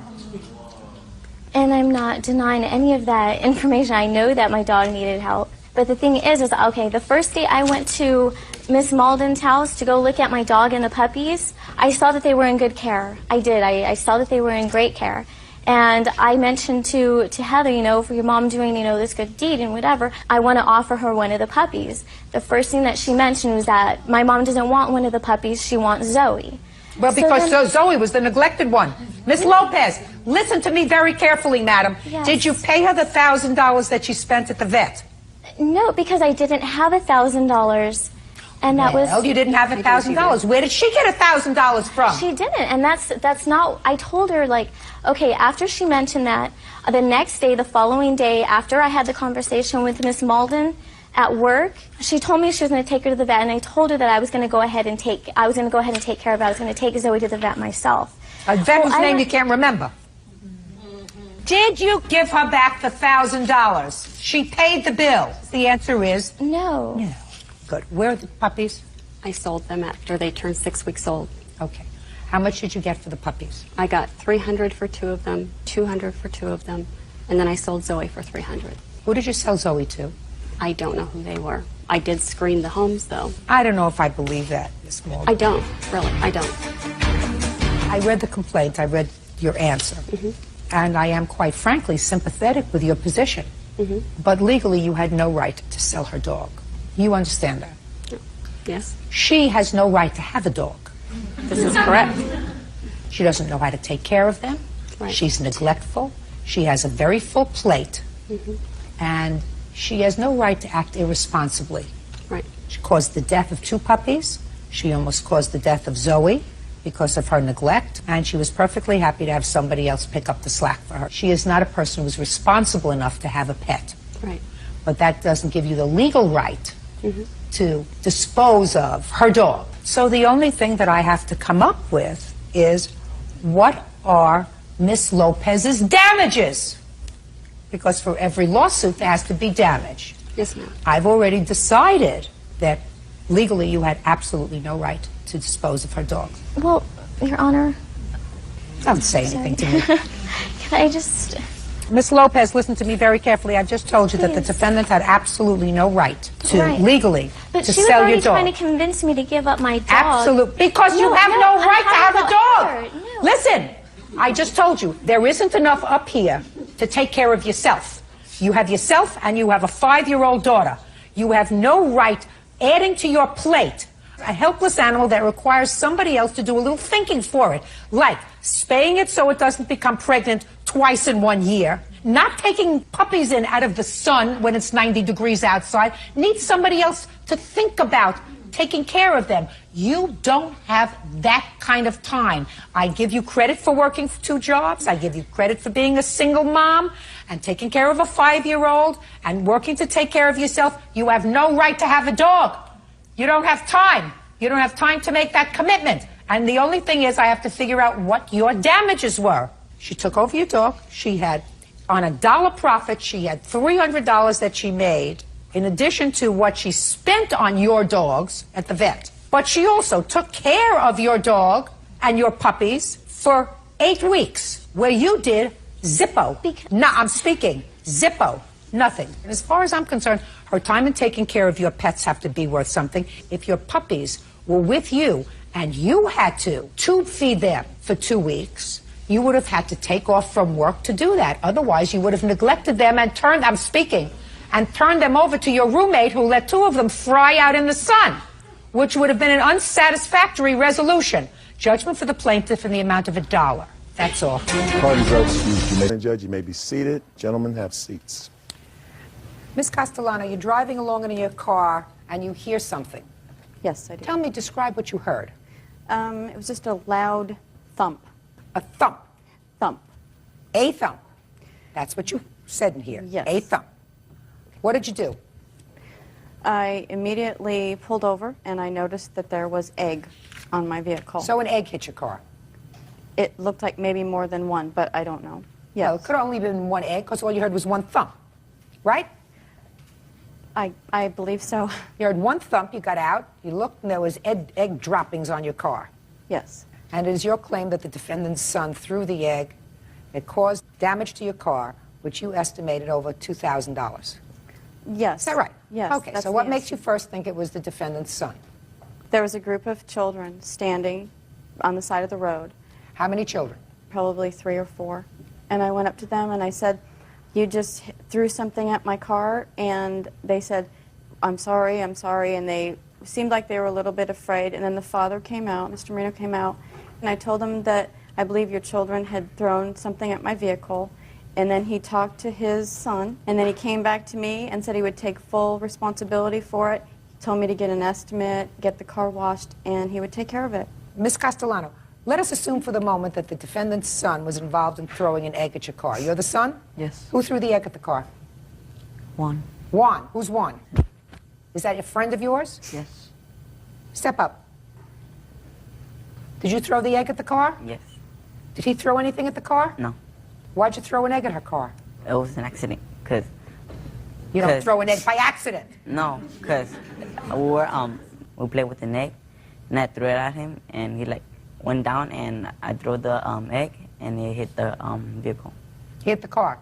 Did you tell this lady that you had hit her car with an egg? No, Why? because I was afraid. Did you know who hit the car with the egg? Yes. Did you admit that you hit the car with the egg? No. No. Okay. But you say the father said he would take care of the damage. Now, what I want to see, Ms. Castellano, is $2,369 caused by one egg hitting your car. That's what I found suspect.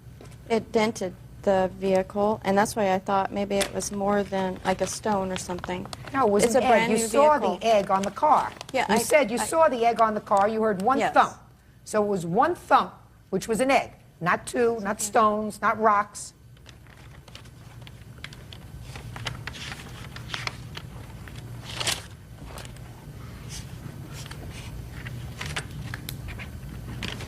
You point to several different areas, madam. You've got dents in 2 spots on your car.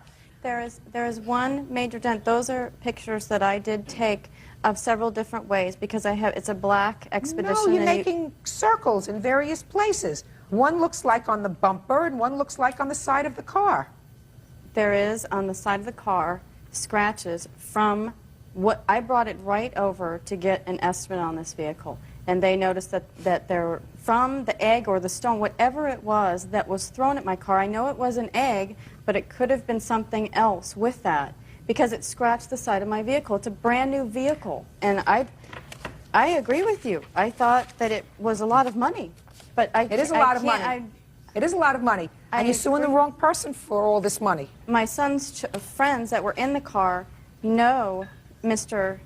Marino's child. Yes. And he saw him do it. Really? Who saw him do it? Raise your hand. Really? You saw him do it? Yes. This was during the day or at night? It was at night. What time at night? I'd say around 9:30. Who wants to go first? Perfect. Who are you? My name is Brandon Castellano. You know Juan? I've never met them. You've never met either one of them? No. And so tell me what you saw. Like we were driving from San Diego, so we were Yes. coming home. I turned to the right, you know how you see people on the side when you're looking, and I seen someone throw the egg. I seen Hector Jr., Hector Moreno, throw the egg. You'd never seen him before? No, but I can recognize him because I saw him.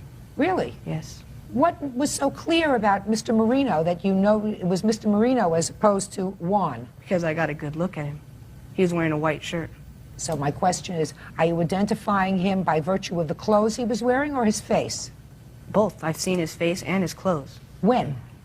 When I turned to the right and I seen him throw the egg. When you went up to the house, did you go with your mother? Yes, ma'am. What did you say to your mother? I pointed him out and said that was the one that threw the egg. Without question, you pointed him out? Without question, I knew, without a doubt. Is that right? No. He came up to me and was cussing at me. At you? Yes. Was he cursing at anybody else? Him. What was he saying to Juan? Like the F word and all that, and something about Mexicans.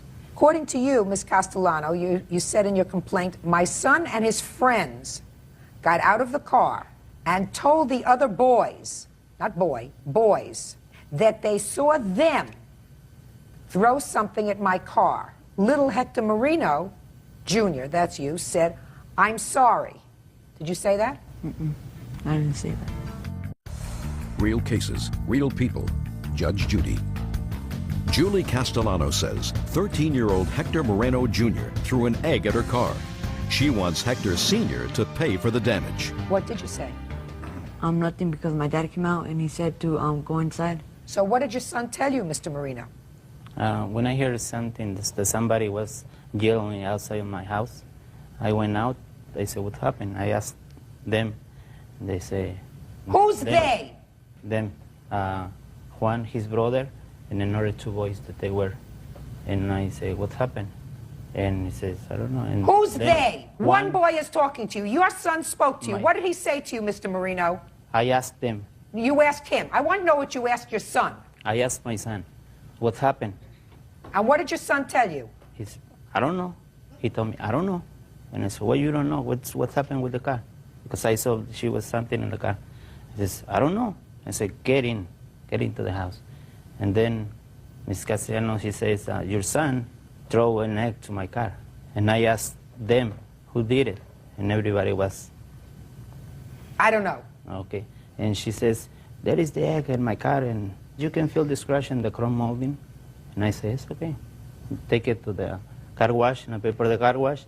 Come She back said tomorrow. you could see the scratch on the chrome molding, Yes. not on the side of the car. No, she put me and she made me to feel the chrome molding. And I say, it's okay. Just take it to the car wash. You come back tomorrow, and during the day, we'll see the damage, and we'll see what we can do. 3 days later, she sent me a bill for $2,500. Out of the question. It's out of the question even if your son threw an egg at her car. But you lied to your father because you knew what happened with the car, right? Mm-hmm. When you said, I don't know anything. You knew what happened. Yeah, and then I told my mom inside. I told her what happened. But you lied to your father. Yes. Right? Yes. And you lied too when you said, I didn't know anything. Because I was afraid. Well, when did you finally tell the truth? When he was like going to talk with us about the damage. All right. What I want to see is the estimate that you have for this car, Mr. Castellano.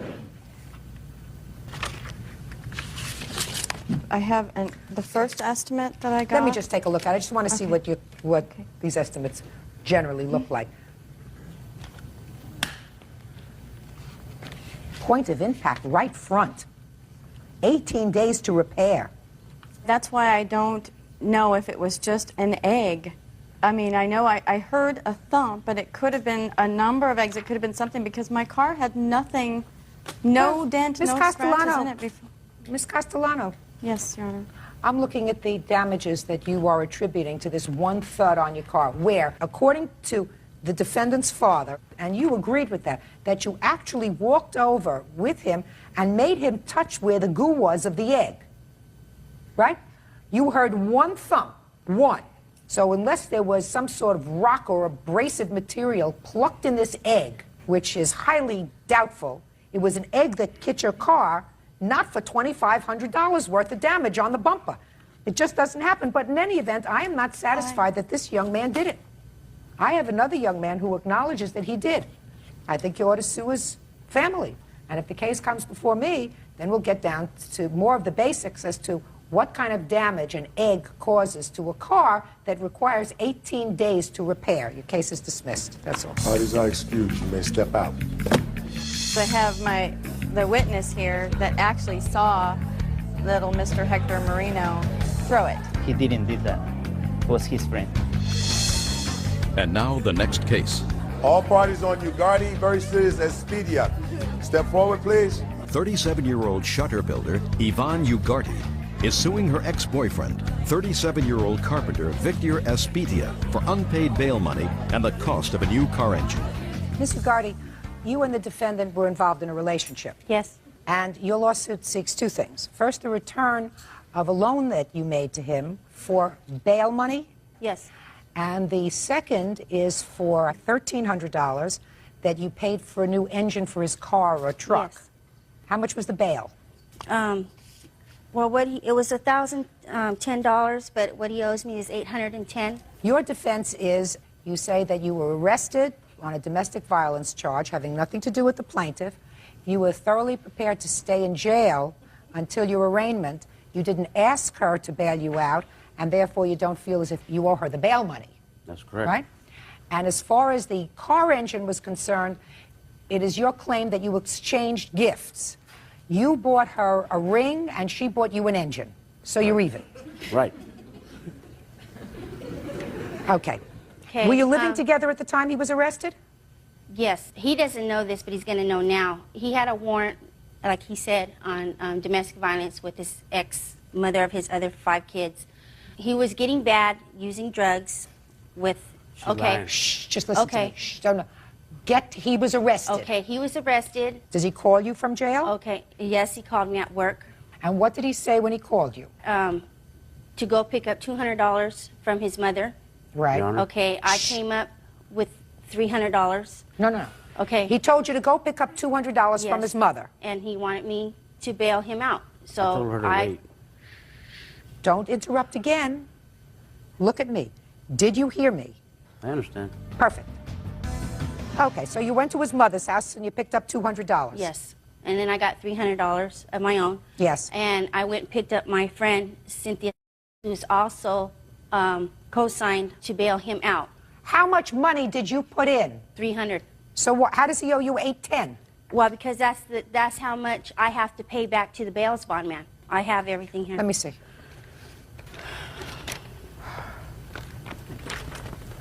And that's everything that I've paid so far as receipts.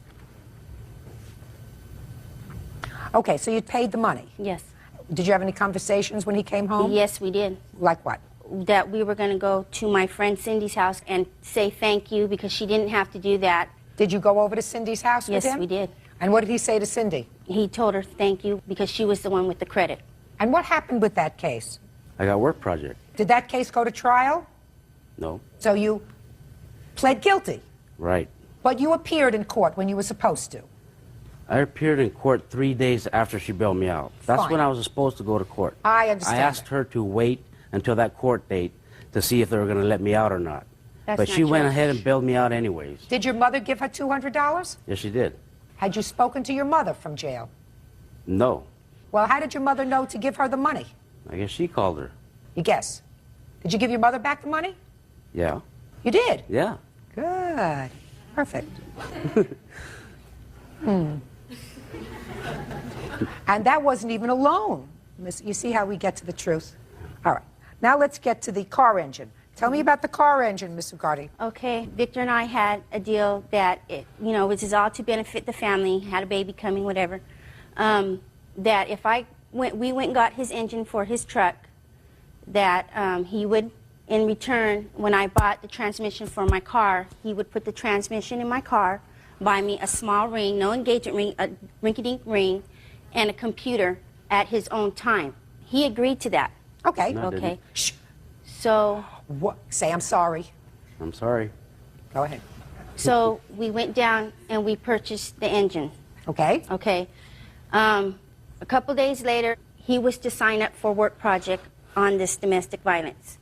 Well, he went out partying, took my car. He doesn't have a license. He has to go through DUI classes.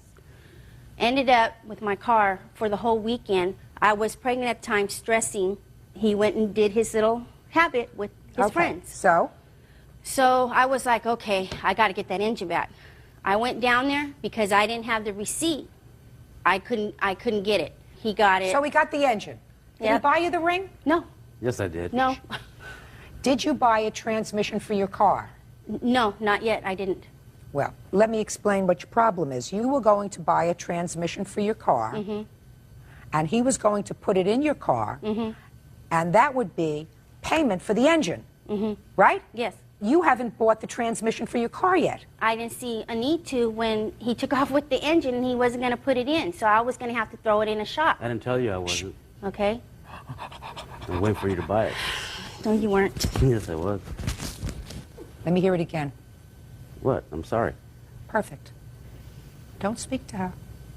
Speak to me. She's lying. I don't think she's lying, sir. Well, I Your just Honor- and you're not losing with regard to anything but the bail money so far. Bail money you lost, $810. That you have to give her back. You wanted to stay in jail, you tell the jailer, don't take me out of here, I don't want to get bailed out. You don't do that, you pay the bail. You paid your mother, and she loves you. She doesn't love you anymore. How much was this ring he was supposed to buy you going to cost? Not even over $50. And what about the computer? Did you buy her a computer? No, I didn't. Our deal was, she said, a ring or a computer. Did you buy her either one? Yes, I bought her a ring. What kind of ring did you buy her? It's a promise ring. When did you buy it? Valentine's Day last year. And when did she buy the engine? Well, Don't look at her. Look at me. When did she buy the engine for your I truck? guess it was in December. Was that before or after? After. After the promise ring. Right. Then you couldn't have made an agreement with her that you were going to buy her a promise ring in exchange for this engine. Do you understand? Yes. The dates don't match up. So you didn't buy her the computer, No. and you didn't buy her the ring. Not yet. I want it now. I doubt it. I doubt it. Now, she says the ring that you were going to spend only $50 for the ring. That's should have said he was going to spend $500. That would have been better for you. How much does it cost to put in an engine? $1,300 in the shop. Just the $1,200 labor part. Oh, I'm not even sure. Gosh. Well, then how am I supposed to know? I don't know.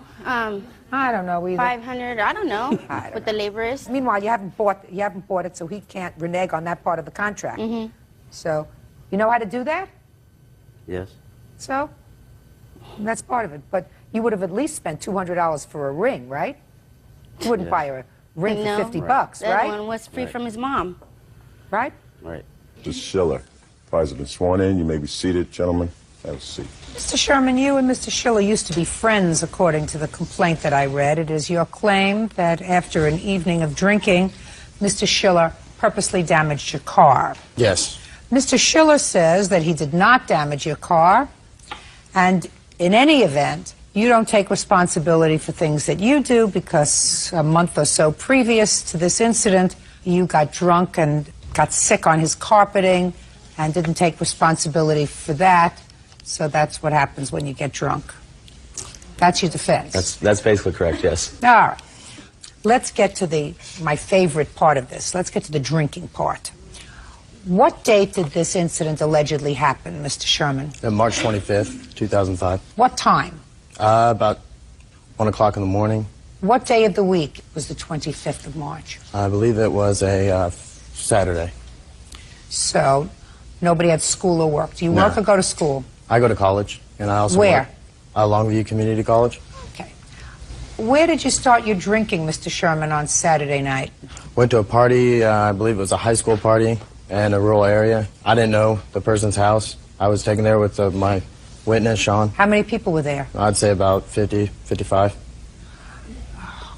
I love this part. There were 50 or 55 high school kids? Yeah, give or take. A lot of drinking? A lot of drinking. Was it a nice house? Not really. Not when they got finished with it. The parents home? No. You know, I think when you have teenage children, you should just make a pact. You don't go away.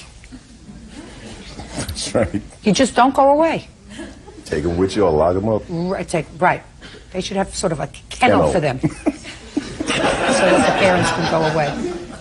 So these 50 teenagers are drinking in a house. Some other guys, older college men like you show up, more responsible, and you're drinking.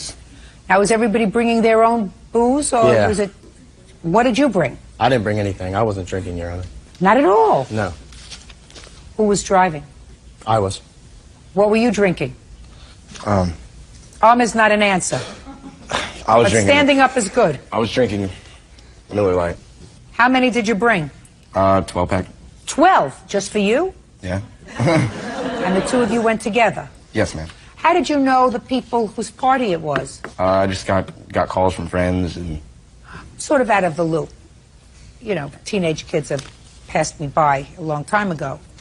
When you get the call, what does the call usually say? There's a party, and come over, and blah, blah, and then you get directions, and just go. Now you can sit down, Sean, until I need you again. Okay, so what happened at the party, Mr. Sherman? Well, I went to the party, started talking with some friends, gazed over, and saw Mr. Schiller here. He was with his best friends, and they were making faces at me, laughing and towards my direction, and I just got real embarrassed and really just distraught about the whole thing. And then they started making puking motions at me. Had you gotten sick on Mr. Schiller's carpet the month before? Yeah, I did. And did you make arrangements to have the carpet cleaned up? He refused my help. He said, no, I've had enough with you. He just told me to get out of his house. Okay. Did he subsequently call you and ask you to pay to have the carpet cleaned? Not until a week later. A week later. I said subsequently. Subsequently can be a week. Okay. So he called you a week later, and what did you say to him? I said, no, I'm not going to pay for that. Okay. Let's cut to the party's over, and you got to the party at what time? 9:30ish. 9:30, and you left about 12:30, quarter of 1? Yeah. Good. And all that time you didn't have a beer? No. Nothing? Nothing. Almost doesn't pay to go to the party. Oh, you have a good time there. Socialize. I don't think you have to drink to have a good time. Any drug? Yeah, well. No. No drugs. No drugs? No drugs, Your Honor. Any drugs? No. Just drinking? Just drinking. How much did he drink? About case. Okay, so now it's 12:30, quarter of 1. And you leave? Yeah, I decided to leave. I was So, tired of it. Now, pick it up from there, Mr. Sherman. Mr. Schiller and his friends were extremely drunk. I walked out to my car, and they ran in front of me and started pushing my car into a ditch. At that point, I got in the car, told Sean to get in the car, and started the ignition and headed out. They continued to follow me in their Chevy Blazer. Started yelling out the window and flashing their lights, honking their horn, tapping me on the road. You mean acting stupid? Yeah, Okay, acting so stupid. they're acting stupid. What's next? After that, I got to my house, stepped up on the front porch. They rolled up right behind me, honking the horn, telling me that they want to kick my... And I told them to leave, and they revved their engine and slammed into the back of my car, Your Honor, and then drove off. At that point, I was in shock and called the police. I have the police report right Can here. I see it, please? Yes. Have a photograph of the damage? Yes. I also have an estimate. I'd like to see that, too.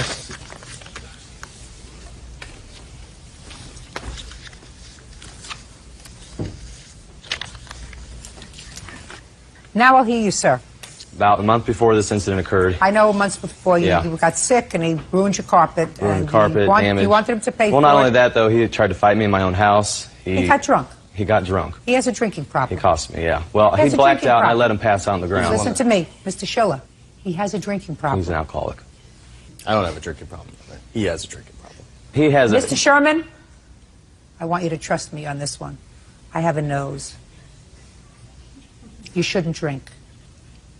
Keep going. Well, we were outside. He basically invited us over to try to fight him. He How wanted did to fight. he do that? What, screaming down the road. Sean actually was yelling out the window, "Come over and fight us." No, Your Honor. Okay, so that's... Listen, Mr. Sherman. See, that's what happens when you have a drinking problem. You can't control yourself.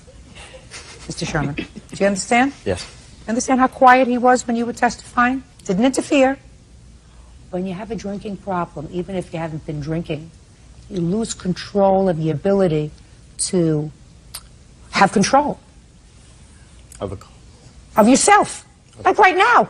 Mr. Sherman, if I can tell that you, as a 19-year-old kid, drinks too much, by the time you're 30, it's going to be over. Judge Judy continues in a moment. I just wanted to get this settled, maybe talk out with him, but... And you thought, Mr. Schiller, the appropriate time to talk to Mr. Sherman was when he had had a case of beer. Well, that's the only time to talk to him. Mr. Schiller, don't play with me, sir. And later today, She told me that whenever her son Kenneth was moving up to Kansas City and that his father had a lot of money and they were going to get full custody and make me out to be an unfit mother. I never said that. Just a second. real cases, real people. Judge Judy. Justin Sherman says acquaintance Jothan Schiller rammed his car in a drunken rage. Jothan claims it's Justin who is the troublemaker. All right, so now you are at Mr. Sherman's house because this idiot over here challenged you to a duel. Yes. And you were sufficiently sophisticated, in control of yourself to say, I'm not going to get started with this. I'm going to go home. Whoops. No, I don't think so. I think I'm going to go over and fight them. Right? Now, you go over there, you honk your horn, and they don't come. No, they ran inside as soon as we got there. Right, and you honk your horn. Yes, I honked. And they didn't want to come out to fight you. No, they did not want to. When they had offered first. I mean, I didn't want to fight him. I just wanted to get this settled, maybe talk out with him, but... And you thought, Mr. Schiller, the appropriate time to talk to Mr. Sherman was when he had had a case of beer. Yes. Well, that's the only time to talk to him. No. You thought that the appropriate time to talk to him when he would be in whenever control you see of him, his he's senses. usually been drinking. Mr. Schiller, don't play with me, sir. Well, All right. And it's your statement that after you honked your horn and they refused to come out, you drove away and you did not back into the car. I was parked in the driveway, so it might have appeared that I was close, but maybe his prior damage. So that's your statement. Very good. What year is your car, sir? A 91 Buick LeSabre. Okay. It holds sentimental value, Your Honor. What? It was my great-grandfather's. That's why I want it fixed. It holds sentimental value. Well, I don't get sentimental over a car, sir. You know, maybe a vintage Rolls Royce. But I got to tell you something. You should have it fixed. You're not going to have it fixed for $2,000. You find a ding doctor who can fix it maybe for $500. But I'm going to tell you both. If you continue to drink and act stupid, that's what happens. You ruin carpet. He hits your car. You're just lucky you didn't kill somebody else that evening because you had all been drinking. I have very little sympathy for either one of you. Anyway, you're suing him for $2,000 because that's the estimate that you had. The whole car's not worth $2,000. Get somebody to fix it for $500. Judgment for the plaintiff in the amount of $500. That's all. Parties are excused. You may step out. I'm just completely outraged. I didn't cause any damage to his car. He's just, you know, like she said, a drinking problem. So that's just the person that we're dealing with. I don't have a drinking problem. I never did, never will. He's the one with the drinking problem. That's why he hit me. Alcoholism runs in his family, you know. I mean, so he just doesn't have. He also doesn't have regard for society. I never wanted to start a fight. I would just wanted him to go away. That's what I was saying. He drives home after parties and gets in car accidents. It's just kind of ridiculous. And now the next case. All parties in the matter of Davis versus Seco, step forward, please. Lola Davis is suing her granddaughter's mother, 21-year-old Michelle Seco, for attorney fees as a result of a restraining order. Michelle says she was fearful of Lola kidnapping her daughter. Miss Davis, Miss Seco is the mother of your granddaughter. Yes. She was not married to your son, but they do have a child together, and that child is how old? 3.5. Where is your son now? He's incarcerated. For what? Violation of a probation. For what? DWI. So he has a drinking problem? Yes, ma'am. It is your claim that Miss Seco filed a false application for a protective order against you and your husband. Yes. As a result of which you had to retain an attorney, and you want her to pay for your legal fees. Yes, I do. Miss Seco says that the allegations in her application were true, and it's unfortunate because you used to see your granddaughter regularly but don't anymore. Right. So, Miss Seco, I'm going to start with you. Okay. When did you file this application for a protective order? On January 11th. Under what circumstances? Because of the harassing phone call that I had got from him saying that Christina's father was going to kidnap her and take her up to Kansas City because he was going to work on the railroad with his dad. And I asked him about it, and he didn't know anything about it, but he was moving up there, and he was thinking of giving me sole custody to get his life straight. And I told them that, you know, they called the cops on me, and I told them that they were no longer going to see her because, you know, if Kenneth's not there... What do you mean they called the cops on you? For what? For checking on the well-being. They called cops several times on me and family services, and I have the reports here if you'd like to see them. I would. And I'd also like to see the application that you filed for the protective order. Okay.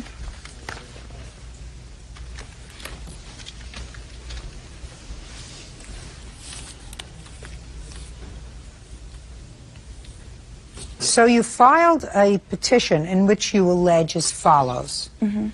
She is constantly harassing me if I don't let her see her granddaughter. She makes me out to be an unfit mother.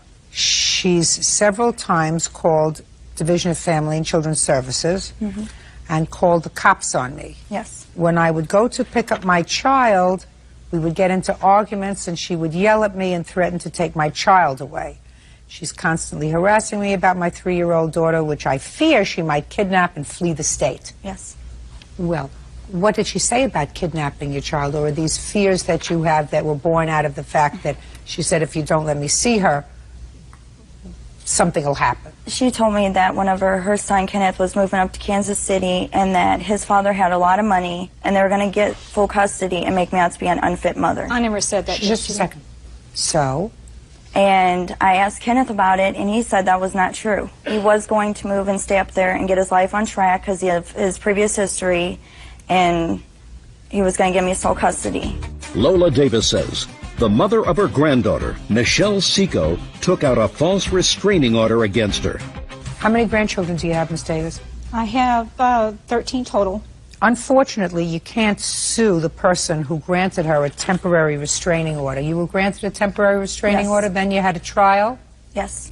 And at the trial, the case was dismissed? Yes. Well, should never have been a temporary restraining order based upon these allegations. There is not one allegation here that is sufficient, in my judgment, for a court to have granted her a temporary restraining order.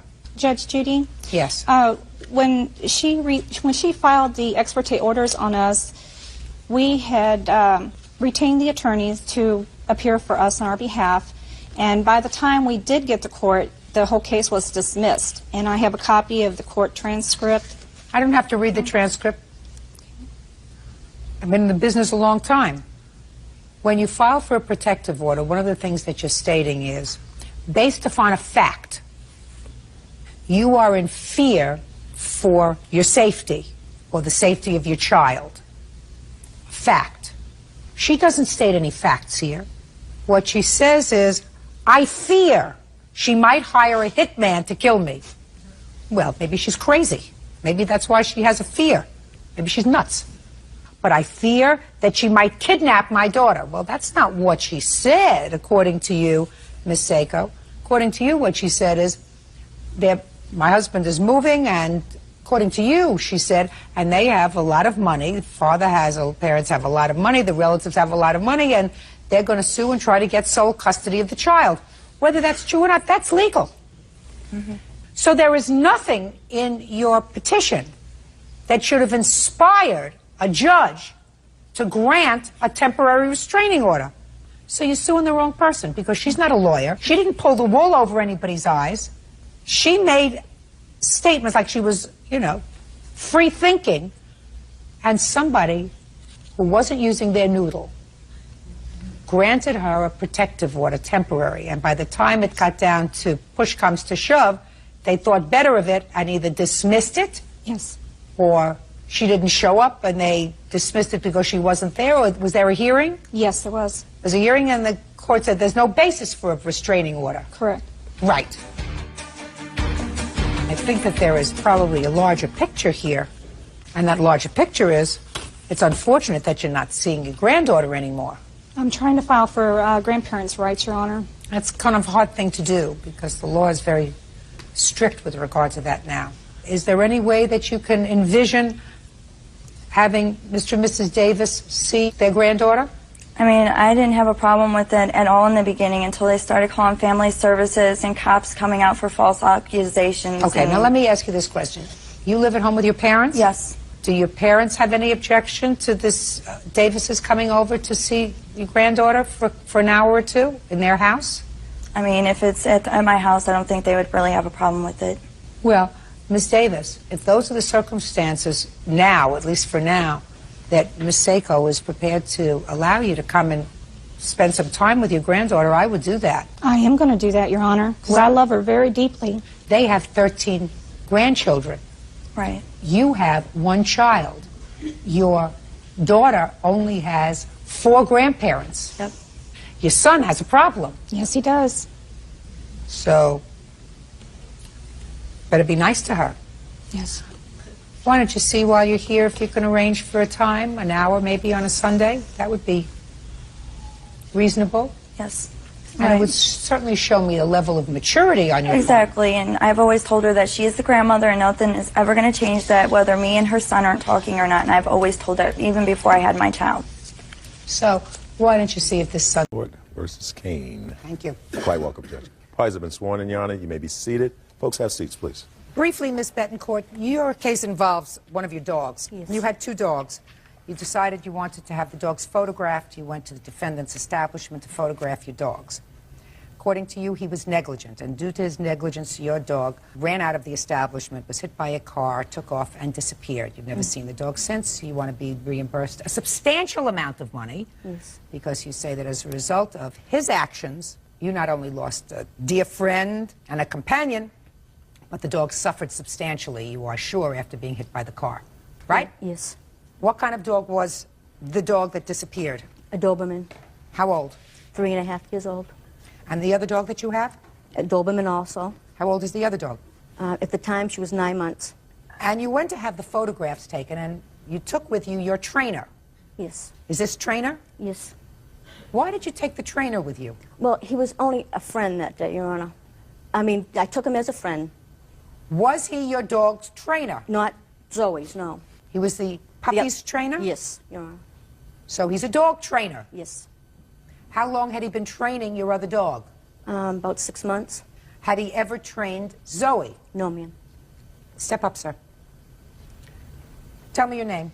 John LeBlanc. Mr. LeBlanc, what contact did you have over the last 6 months before this incident with Zoe? None. Had you ever seen the dog? I met it once. When? I showed up at her house, and basically the dog just ran around me, and it was nervous, submissive. Nervous and submissive? Yes. Did you ever have discussions with Miss Betancourt about Zoe? No. Did you ever ask her why she didn't want you to train Zoe as well? No. Never spoke to her about it? Nope. Okay. When she was planning to take the dogs to be photographed, why did you accompany them? She asked me. When did she ask you? Probably 2 weeks later. 2 weeks before? Yes. 2 weeks before you were supposed to take the photographs is when she asked you to go with her? Yes. Had you ever been with Miss Betancourt on any other social outings? No. Have you ever had coffee with her outside of taking care of the dogs? No. Taken her to a movie, gone to a movie No. with her? Strictly business? Yeah. You were not her friend. It was a business relationship. Yes. Good. Have a seat. So you went with your trainer. Yes. What happened when you arrived at this establishment? Okay, we went into the store and we went to the back of the room because that's where they were doing the pictures. It was a pet supply company. And Mr. Kane goes there to do photography for dogs. Okay.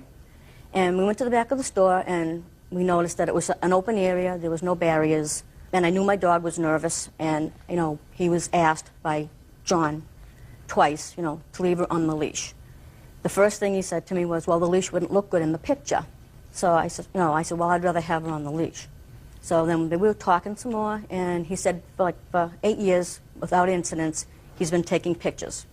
And then either he or his assistant walked up to the dog and took her off the leash and handed the leash to me. Did you at that point, Ms. Betancourt, say, no, I want to put the leash back on the dog? No, I did not, Your Honor.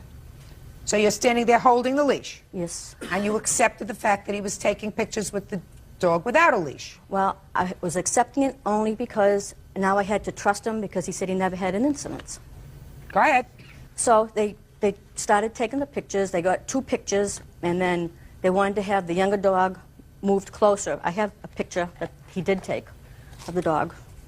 They wanted the black one moved over closer to the other one, and when we went to do that, the other one fell off the back of the table she was on.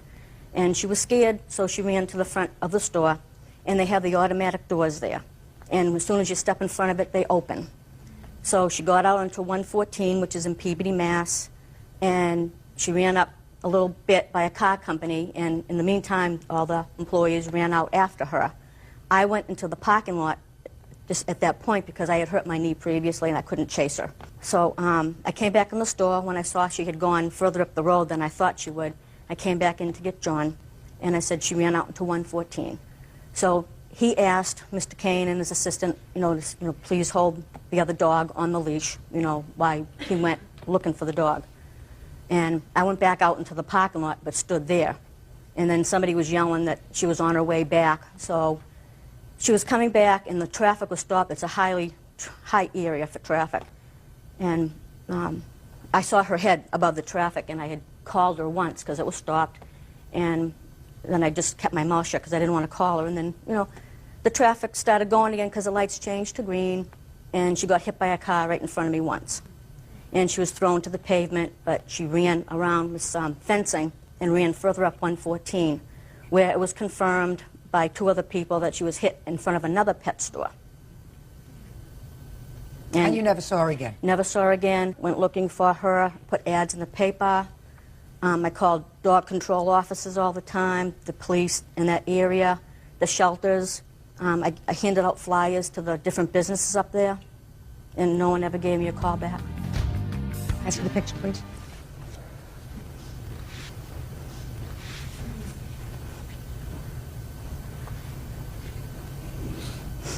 Beautiful. Thank you. Which one? The beige one, the fawn one.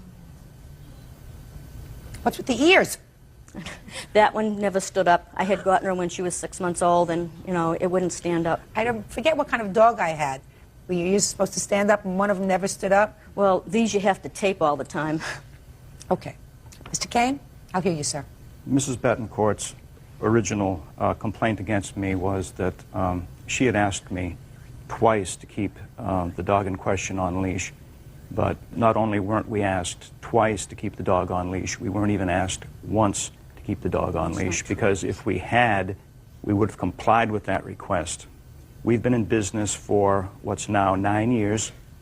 We have policies and procedures for just about every eventuality that can occur when photographing dogs. And one of them is requests to keep a dog on leash. And that policy is that when we're asked to keep a dog on leash, we will remind the owner that a leash will be trailing out of the resulting photographs. And if that's okay with the owner or whoever brought the dog in, we'll proceed to photograph the dog on leash. We don't care as long as we have a chance of selling the picture. That exchange simply did not happen in this case. Well, I would say probably, Mr. Kane, something like this happened. Perhaps the dog was on the leash, and perhaps she left the dog on the leash when the dog was placed on the table, purposely. And perhaps you had a conversation with her and you said, look, the leash is going to show. In my 8 years' experience, I've never had any trouble with a dog jumping. Just listen to me, Mr. Kane. I've never had a dog jumping off the table. I've never had an incident, and it is going to show. And Ms. Betancourt acquiesced by accepting the leash and holding it. Ms. Betancourt. Yes, ma'am. This incident is not his fault. It's easy to blame somebody else. When you said in your papers, and you told me that you walked into a store that I'm sure you've visited many times before. Yes, Your Honor. So that you were not surprised to see that this store, which has no other enclosed areas, is an open store. And he's set up in the back. If as a dog owner, and you know your dogs better than anybody else, certainly more than the defendant who's never met your dogs, if you know that one of your dogs is skittish, which I assume you did because that's why you brought the trainer. He did not come as a friend because he was not your friend. He was your trainer. If you knew one of your dogs was skittish and you look at this open area and you say, I don't think that this is a good idea for me, you take your dogs and you leave.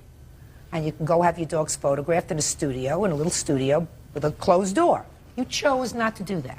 And assuming your story is correct, that Mr. Kane gave you the leash to hold before he started to take photographs, you and or your trainer could have said to him, we're not taking these photographs unless the leash is on the dog, right? Yes, Your Honor. As a matter of fact, according to you, he took several photographs before anything happened with the dogs, right? Two poses. Took two poses and got one beautiful shot of the dogs. Yes. So at that point, you're holding the leash and you're not upset. Well, at the time, after he gave me the leash, I put it on the floor because I was standing on the side of Zoe. Well, that's a good thing. But you could have said to him at that point, I don't care if the leash is showing in the picture. That's not the important thing. The important thing is the safety of my dogs. I did say that to him once. No, then you put the leash on your dog and leave. If he refuses to take the photograph, which you would not have done, you put the leash back on your dog and you say, I'm the dog owner. I know my dog. I don't want to take any chances. That's what you do. The fact that the dog became spooked by falling off, running out, electric doors opened up. The proximate cause of that was the fact that the dog was unleashed. So, Ms. Betancourt, sometimes when an incident like this, tragic incident like this happens, it's easy to blame somebody else. Your Honor, I'm not trying to blame him. It's what happened. Yeah, but I just feel he was negligent for me because, you know, he wouldn't leave the dog on the leash. I wanted her on the leash. That's not true. That's not true that he wouldn't leave the dog on the leash. You had a choice. It was your choice as the dog owner. Yes, but he came up to the dog and took the leash off and handed it to me. There was no objection when the leashes were taken off. He took the leash on the dog. He handed it to you. Did you go back and put the leash back on the dog and say, I want the leash on the dog? No, Your Honor, I did not. That's easy. That's your fault. It's not his fault. Real cases, real people. Judge Judy. Judith Betancourt says pet photographer Bill Kane's negligence led to her dog being hit and killed by a car. You're suing Mr. Kane, and you think his negligence is worth thousands of dollars. Well, I went through a lot of pain and suffering because I lost my dog. Just because you lost your dog, would you blame somebody who hit the dog with their car under those circumstances? If they hit the dog, yes. No. Well, see... No. If they'd hit the dog purposely, yes, but if the dog is running out in the street, if it's a choice between swerving off into oncoming traffic or hitting the dog, you have a choice. Either you kill yourself, your child who's sitting next to you, somebody else in the car. As a matter of fact, if there was an accident, it would be your fault. That's why I wanted her on the leash, because there is a leash law in Peabody, too. Then you should have kept the dog on the leash, Miss Betancourt. You're not following me. I understand that, Your Honor. Good. Then it's your fault. You don't get money from him. Case is dismissed. Parties are excused. You may step out. This was a very unfortunate accident that happened, but that's exactly what it was, an accident. I feel he was partly responsible because I did ask him to keep the dog on the leash. And I lost a dog, not him. And now the next case. All parties on Norton versus Osley. Step forward, please. 40-year-old homemaker Diane Norton is suing 41-year-old human resource specialist Pamela Osley. Diane says Pamela ran over her 6-year-old daughter's bicycle. Miss Osley, as far as I can piece together, which is not very hard in this case, you went to someone's house to retrieve your granddaughter. Yes. Person whose house it was is the daycare provider for your granddaughter. Her backup daycare, yes. And when you pulled up into the driveway, there were some other children playing in the driveway. And one of those children, who had a bike, was this little girl right over here. Right? Tell me your name. Caitlin. Caitlin. You picked up your grandchildren? No, I went into Sylvia's, and she wasn't there. I went back outside, and when I went to get back in my car, I noticed that the little girl and another little boy were playing towards the bottom of the driveway by themselves. So I got in my car, and I turned around, I started going very slowly because I was worried. I'm a mom, I know kids move, and I didn't want them to move in front of my car, so I was going very slowly, and all of a sudden I felt like I hit something. So I stopped, pulled forward, started to get out of the car, and the little girl came over, picked up the bike, and I said to her, I said, you need to be careful where you put your bike, you know, and the bike didn't look damaged, and I didn't stay because I needed to find my granddaughter. I had been mistaken about Whatever, Sylvia. so that you left. Yes. It's your claim, Miss Norton, you weren't present, but it's your claim that there was substantial damage to the bike, and you want her to replace the bike. Yes. Right? Yeah. So there really is no issue that you hit the bike. No, and I told the officer, and I left him a message that he told me it was the rim, and now all of a sudden it's the whole bike. I did not back over that bike, because I would have remembered backing, going over it because I pulled forward. You have a picture of the bike? Yeah, I have a picture of the bike damaged. I'd like to see it. And she ran over the whole back tire. It wasn't just the tire. And the Big car, little bike, so that's what happens. The tire won't even go around. It's bent. Okay. I have a picture here, too, of the driveway. I don't think that that's an issue. Miss Osley, she told the didn't commit a officer. bank robbery.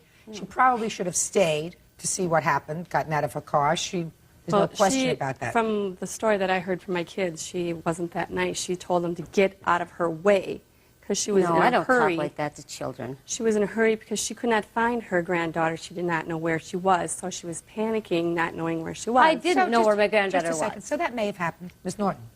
That may have happened. She saw that your daughter was okay. She never saw that my daughter was okay. Yes, I did. No, Miss Norton, pay attention. She just said to me, your daughter came over and picked up the bike. So she knew she hadn't hit a child.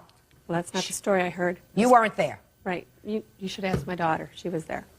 And You weren't hit by the car, were you? No?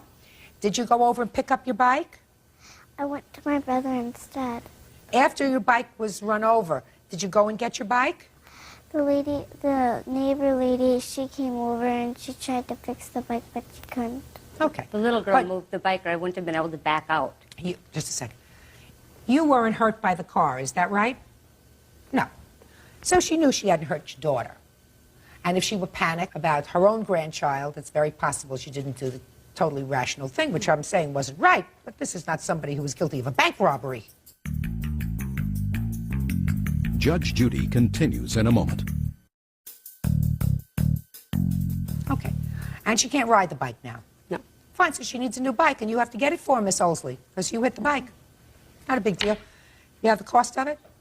I don't have the original receipt, but I do have a receipt, the cost to replace the bike. Let me see. My question is, I think it's only the tire that needs to be replaced, not the whole bike. She doesn't have to have, listen to me, she doesn't have to have a repaired bike. This was your negligence. As opposed to this little girl, you're getting into a car, a big car, you see children playing. You're supposed to walk around the car, make sure that nothing is there. No child, none of their equipment. I cannot attribute to Caitlin contributory negligence by leaving her bike behind your car. You're the adult, you're the licensed driver, you have to make sure that you have a completely clear road. This sort of thing happens, so you can't make more of it than it is. I know. I did try to call her quite a few times to, I mean, I didn't know your name. No, don't answer. Go ahead. I called and it was her daughter or her sister. Every time I called, she'd say, oh, she went for a walk, or oh, she went to Target. And it was like 7, 8 times. And finally I said, if she can't call me, and her daughter, whoever answered the phone, said that she has caller ID, so we were playing a little caller ID tag is what we were doing. Okay, so you got frustrated. So I got a little angry, yes. Okay, so go buy your daughter a new bike. Judgment. This versus Earhart. Thank you. Parties have been sworn in, Judge. You may be seated. Young men, have a seat, please.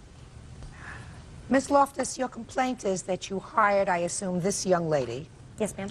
To do some house sitting for you and take care of your cat. Correct. And your complaint is that when you came home, the house was pretty much a mess. Some things were missing, and in addition, there was evidence that someone had driven your truck.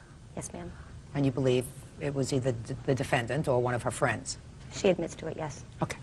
You're her? I'm her mother. Why don't you have a seat? How old are you? 14. 14. Okay, so you're really suing her mother. Yeah. On what day did this incident occur? April 29th of this year. You did work for her on the 29th? Yes. And what were your responsibilities on that day? To water plants, make sure her cat was taken care of. And how long were you supposed to stay in her apartment? She told me she wouldn't be back till late night, so she just wanted me to be around there to check on her cat, and I could stay there, spend time with her cat. Okay. What time did you arrive? Well, I had went there in the morning. Give me some time, an approximate time. It was probably around 11. And how long did you stay? I was there for like 10, 15 minutes. Okay, when did you come back? About 4:30. Okay. You came back at 4:30, and when you came back at 4:30, were you alone? No. Who was with you? My 2 friends, David and Ben. And how long did you stay at that time? We stayed there about, I'm guessing around 7:30. So you stayed through dinner time? Yes. You ordering dinner? No, I made dinner. Where? At her house.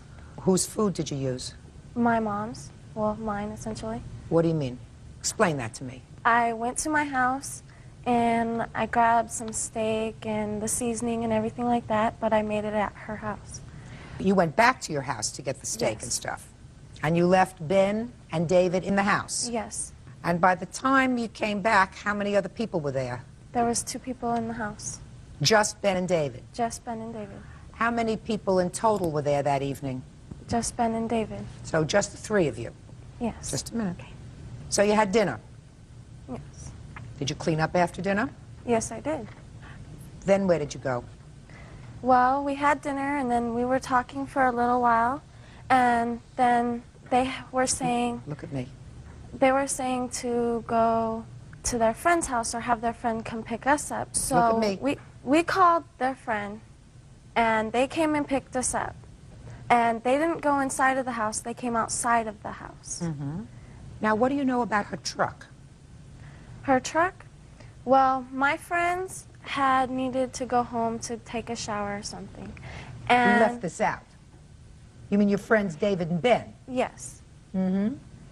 And the only way I could think of to get them a ride, because they couldn't find a ride with anybody, I found the keys and I handed it to them, and I said, well, just take the truck. We're only going to be borrowing it for a little while, and we'll bring it back and put some gas. They had to take a shower before or after they ate? Before. And for some reason at 4:30 in the afternoon, Ben and David both had this urgent need to get clean, right? Yes. Yes. And I assume that Miss Loftus does not have a shower in her house. Yes, so she that does. So that they had to But go. they didn't have their own clothes there. They weren't going to wear her clothes. What was wrong with their clothes? They were dirty. They needed to take a shower, and the only way I could find them a ride was with her truck. So they used her truck. What time did they leave with her truck? Like maybe an hour after we got there, half an hour, I don't know. 4:30, 5 o'clock they left with her truck. And what time did they get back? Like an hour after. All right, now, Miss Loftus, now that I've finished with her, tell me what you found when you came home. I had furniture out of place, food droppings on the kitchen floor. The bathroom door was closed, and so I opened up the bathroom door, and there's a lit candle in my bathroom, and out runs my cat. So From the bathroom? Yes, ma'am. There was claw marks from her claw on the bathroom door when she was trying to get out. There was 12 phone calls on my caller ID from, I'm assuming, her friends. And after this, I was receiving several very obscene and threatening phone calls from her friends. And I believe that's how they got the phone number, was that day.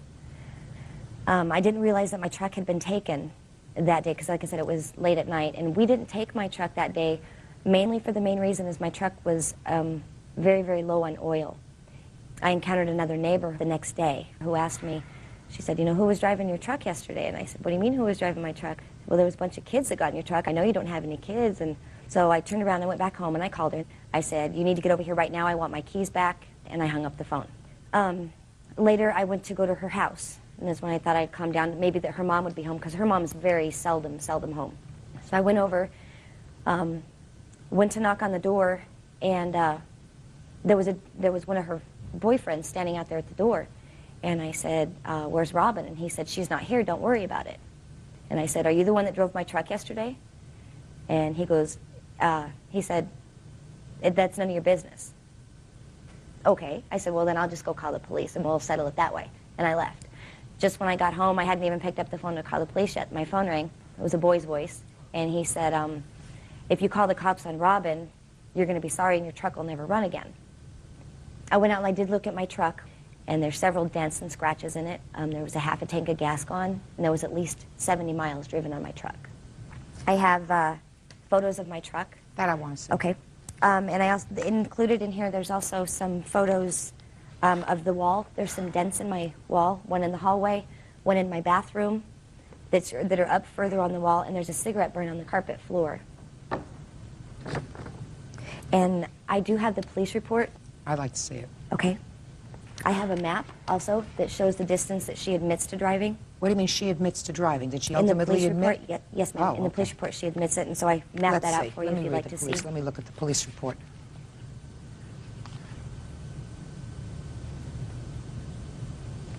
Who's Jason? Who's Jason? One of my friends. One of the friends who was there? No. Jason wasn't there that day? No, Jason was in California that day with his dad or his That's mom. interesting. One of those. Jason wasn't there. You're lying. No, I'm not. Oh, yes, you are. Judge Judy continues in a moment. There was some sort of sexual activity that went on my bed. When teenagers have an empty house, that is a prescription for trouble. Real cases, real people. Judge Judy. Michelle Loftus says she hired neighbor 14-year-old Robin Earhart to watch her apartment. Michelle says Robin and some friends damaged her home, stole personal belongings, and took her truck for a joyride. Now you can stand up. Your Honor, may I see them? Yeah. One of the other things that I found in my house, there were several items missing out of my dresser drawers and my jewelry box, a pair of diamond earrings. I had some other things taken, but one of the other things that I found was that there was some sort of sexual activity that went on my bed. Miss Earhart, when did you first find out about this problem? I had come home from work, and Michelle met me pretty much at my car. She was really upset about what was happening. Did your daughter initially admit to you that she and her friends drove the plaintiff's truck? No. She had said that she did not use the truck. Right. So initially she told you she had not used the truck. Right. When did she finally admit to you that she did use the truck? It was probably a few days later. We were confronted by the police. So then she admitted she was involved in using the truck? She told me that they had used the truck, but... What do you mean they had used the truck? What does that well, mean? whoever was with her at the apartment, that they had used the truck, but that she wasn't involved. She wasn't involved? If it's true that she wasn't there, she gave him the keys. She just told me she gave him the keys. How much more involved can you be? Excuse me? Can I speak? When I'm ready. You were entrusted to go into somebody's house and to perform certain tasks. Instead, you abused that privilege because you had an empty house, and when teenagers have an empty house, that is a prescription for trouble. Do you understand that? Yes, ma'am. prescription, especially a teenager with an attitude. And she's got an attitude. She didn't have this. Her and I had a really good friendship. Well, she'd come over, we'd talk. She'd tell me kind of, you know, a little bit about what was going on with her. That she'd broken up with her boyfriend. She kind of took my advice, she said, and broke up with him because he was kind of abusive. And which boyfriend was this? I don't remember what his name was. So now she had a couple of new friends. Now my next question to you is, she's 14 years old, so what you're doing is you're really suing her mother for, not for negligence, because this is not negligence on her part. This is an intentional act, right? Correct. Right? Yes, ma'am. This is a criminal situation. And in a criminal situation, there is a different standard. Okay. So my question to you is, do you believe that her mother knew or should have known about her propensity for committing this kind of intentional act? She should have known. Why should she have known? And not you. You never had any indication that she would act irresponsibly in your house? Since this has happened. Talking about before. Before, no. You knew nothing? No, she's always been very nice and polite to me. And, by the way, who are these two young men? These are two of the kids that live in the complex, and they actually saw all the kids that she had, because she had a lot more in the apartment than just the two boys that she said. I'm absolutely positive that she did. And they also saw her driving my truck. Who saw her driving the truck? Step up here. Tell me your name. Mel Blood. Tell me what you saw on April 29th with regard to the plaintiff's truck. I was playing with a couple friends, and I saw her get in the truck, and... So who get in the truck? Robin. What else did you see? I saw her running, her and some of her friends run up to Michelle's house, go in, and... And how many people was she going in with? I saw like 5. Anything else that you saw? No. Have a seat. Tell me your name. James Blood. James, can you tell me what you remember of the 29th of April? Well, I seen the trucks and everyone was sitting on it. Everyone that entered her apartment. Was sitting on the truck? Yes. How many people did you see enter the apartment? I didn't see them enter the apartment, but there was at least 5 sitting on the truck. Did you see anything else? No. Sit down. By the way, have either of you two boys ever had any difficulty with this young lady before? Well, we were helping someone. We were helping someone move into another apartment, and she come out and told the guy, "Why do you have these tattletales helping you?" When was that? I don't remember. It's like. Was this after April 29th? Yes. Because you had told plaintiff about what you saw. Yes. Sit down. I have all the receipts and estimates for my truck. Would you like to see those? Yes. There was also medication stolen as well. Let's hope it didn't do any damage. I'm hoping. Judge Judy continues in a moment. Your Honor, can I speak? First, take your hand off your hip. Stand up straight, like you're in court. You're not at a beach. Real cases, real people. Judge Judy. Michelle Loftus says she hired neighbor 14-year-old Robin Earhart to watch her apartment. Michelle says Robin and some friends damaged her home, stole personal belongings, and took her truck for a joyride. Go ahead. When I took my cat to the vet, I had to take her that Monday because she was acting really sick, and they did blood tests on her and found marijuana in her blood system. What? And she also had a toxin in her blood system, and the vet said that that was probably from the candle that was left burning in the bathroom. Cross your arms. Your Honor, can I speak? Yes. Now I'm going to listen to you.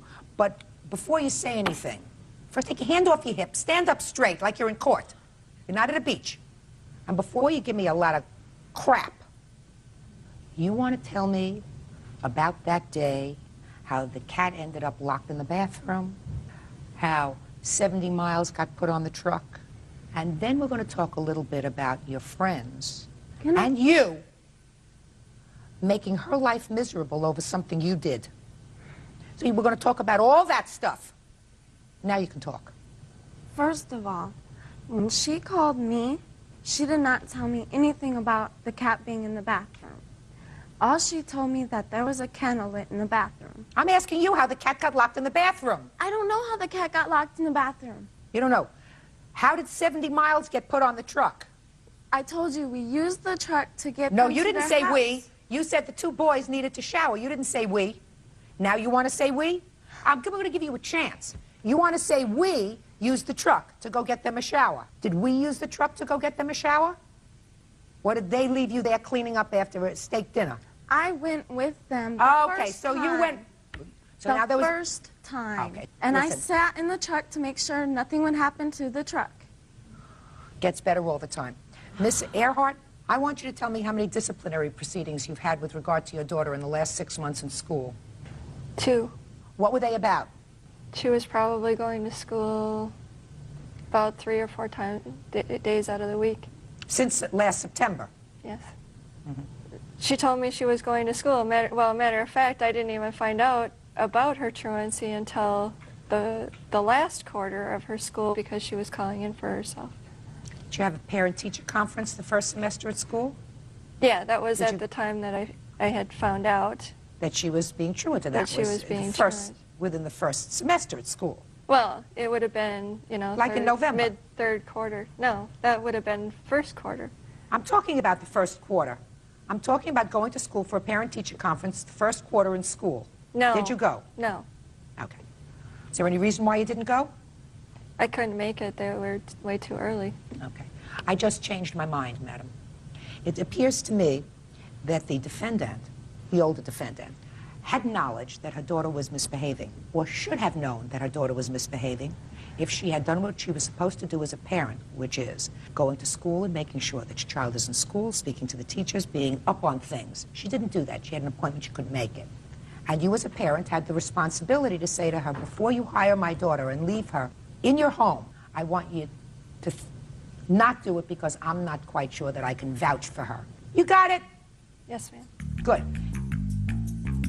Judge Judy continues in a moment. Now, I am not holding her responsible for the things missing out of your apartment, because that is, well, probably true, a stretch. She is, however, totally responsible for the damage that was done to your truck. That's $1,330. And she is responsible for the injury to your cat, which cost you $34 at the vet. That's $1,364. Now, the only thing that I have to tell you, young lady, is you have to live in your own skin your whole life. She did nothing wrong. They did nothing wrong. And I understand that. Well, if you understand that, then it's up to you to make certain that your friends leave them alone. I do not control my friends. I'm just telling you, you may not control your friends, but if you are complaining to your friends that you got into trouble because of her, the morons that you hang around with will take it upon themselves to harass her a little bit.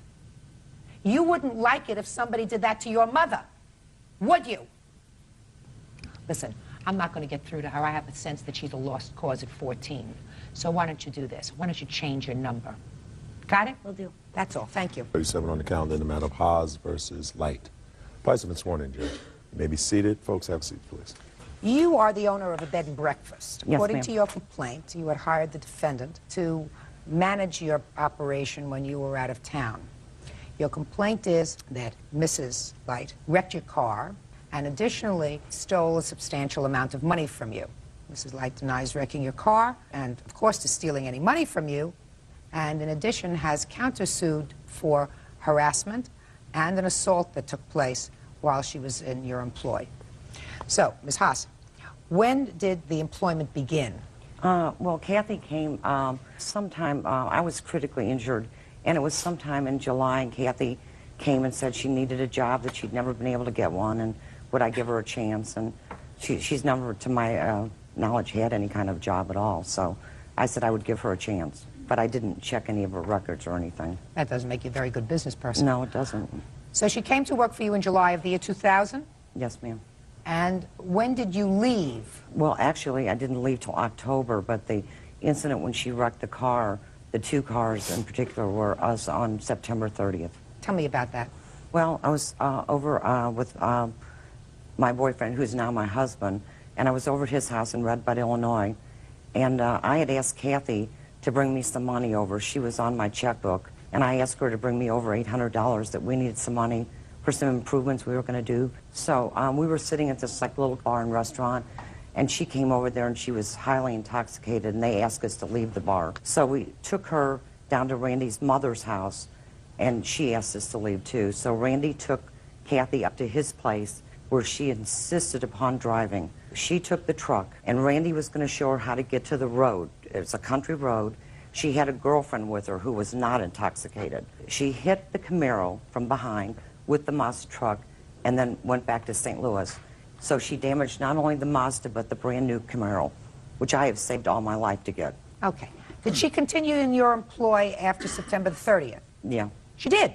Yeah. Until what date? Probably about November 11th when I came back from Florida, when the guest staying there had complained that she was doing a lot of narcotics. Don't tell me what the guest said unless you have guests Okay. there. All right. November 11th of 2000 is when she was terminated. Right. I had called her on the phone and said there was a lot of complaints against her. So So the house whole was month of still there. October Yeah, she was and there. for part of November, even Yes, ma'am. after this accident, when you Right. knew she was drunk and created scenes in two places, Right. you continued her in your employ. Yeah, because I felt sorry for her. She said she had cancer. Ms. Haas. Okay, I'm sorry. You should be. I wanted to keep her on because she needed a job. She told me she did. All right, now tell me about the theft of money. Well, she wrote like a lot of checks. I mean, she never would keep any records, and she wrote like $500 for food, but she never bought any food for the bed and breakfast guests. So then she wrote $500 for her boyfriend, Mark, to remove a tree limb, but it was never removed. Well, I'm not going back to $500 for food.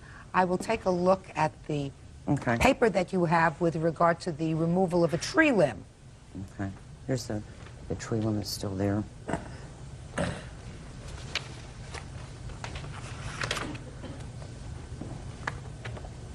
Well, this says payroll and tree service. Kathy was not even there. I was paying her $10 an hour, but she was never there more than 20 hours a week. Well, you know, Ms. Haas, who do you think is going to go over all these little receipts? You were paying her $10 an hour. She wasn't there for 40 hours. She only should have been paid for 20 hours. She was supposed to send me her time record in Florida, but she never did. Who were Randy and John? There was friends of mine that I paid to have them drive the car up there, but Kathy seemed to have take a liking to John for some reason. I don't know. Whatever. She's got a check here that's a memo for Randy and John. Yeah, that's for Randy, my husband, and a friend of his. She told me to cash a check and give them $1,000 to Randy and John to drive her vehicle up to Florida. She did that. Well, that's one of the things you gave me. She did that. What But about, then there was that additional just a second, $500. what about $500 in cash for a phone recorder? She had asked me to purchase a phone recorder so she can record conversations as she's talking to people. And she had a limo that was being stored at some people's house, and when I quit, I didn't even worry about getting her phone recorder. I just went and paid for the limo, gassed it up, and brought it back. That's not true, ma'am. When, is that when you quit? Yes. When did you quit? She got fired. I quit on fired. November the 11th, 12th, something like that. Well, this check was written on November 5th. This is before you quit. The check for $1,000, it was the day I didn't ask after. for $1,000. I'm past the $1,000 Yeah, already. the check was wrote for $1,000. I quit the day after. She got fired. Just a ma'am. second. Ms. Haas? I'm sorry. Don't speak out again. Okay, I'm sorry. Okay. You quit the day after you wrote out the check for $1,000? Yes, 'cause Fine. I didn't like So, you wrote out a check on November the 3rd, payroll and tree service, $400. That was my payroll. And What Mark did- payroll for whom? For working for her. So you kept your own hours? No, Miss Haas and I had made an agreement that I would work so many hours, but she had me running errands to lawyers and doctors, which made it consume more hours. This is all a very loose way of doing business. One final check I'm going to ask you about. You have a check to mail packages and x-rays, $500. What's x-rays? I had to go to all these hospitals that she was in and get all her medical records. I had to Federal Express it overnight to her. Oh, is that true? It's $20. They were $20. Show me a bill. I don't have a bill for the x-rays. Well, but how am I supposed to have a bill, madam? Well, And maybe she this does. was on October. You're supposed to keep close eye. I was in Miami Beach, Florida.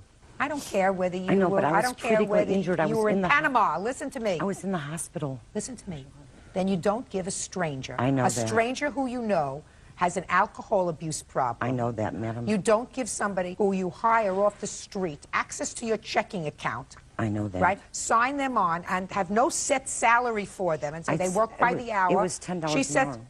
well, you expect me to ask her on the 19th of October how many hours did you work? I don't know. I was in Well, the I don't know either. I was in the hospital at the time. On October 19th? I was trusting her. Well, then how do you expect me to deal with that? How do you expect don't any know. court to deal with that? I don't know either. I mean, the car... Let's get to the accident, because that's the only thing that may have an objective facts All right, that I well, can deal with. He was the witness for the accident. Randy, can you come up here? It's my husband. Tell her what happened. Okay.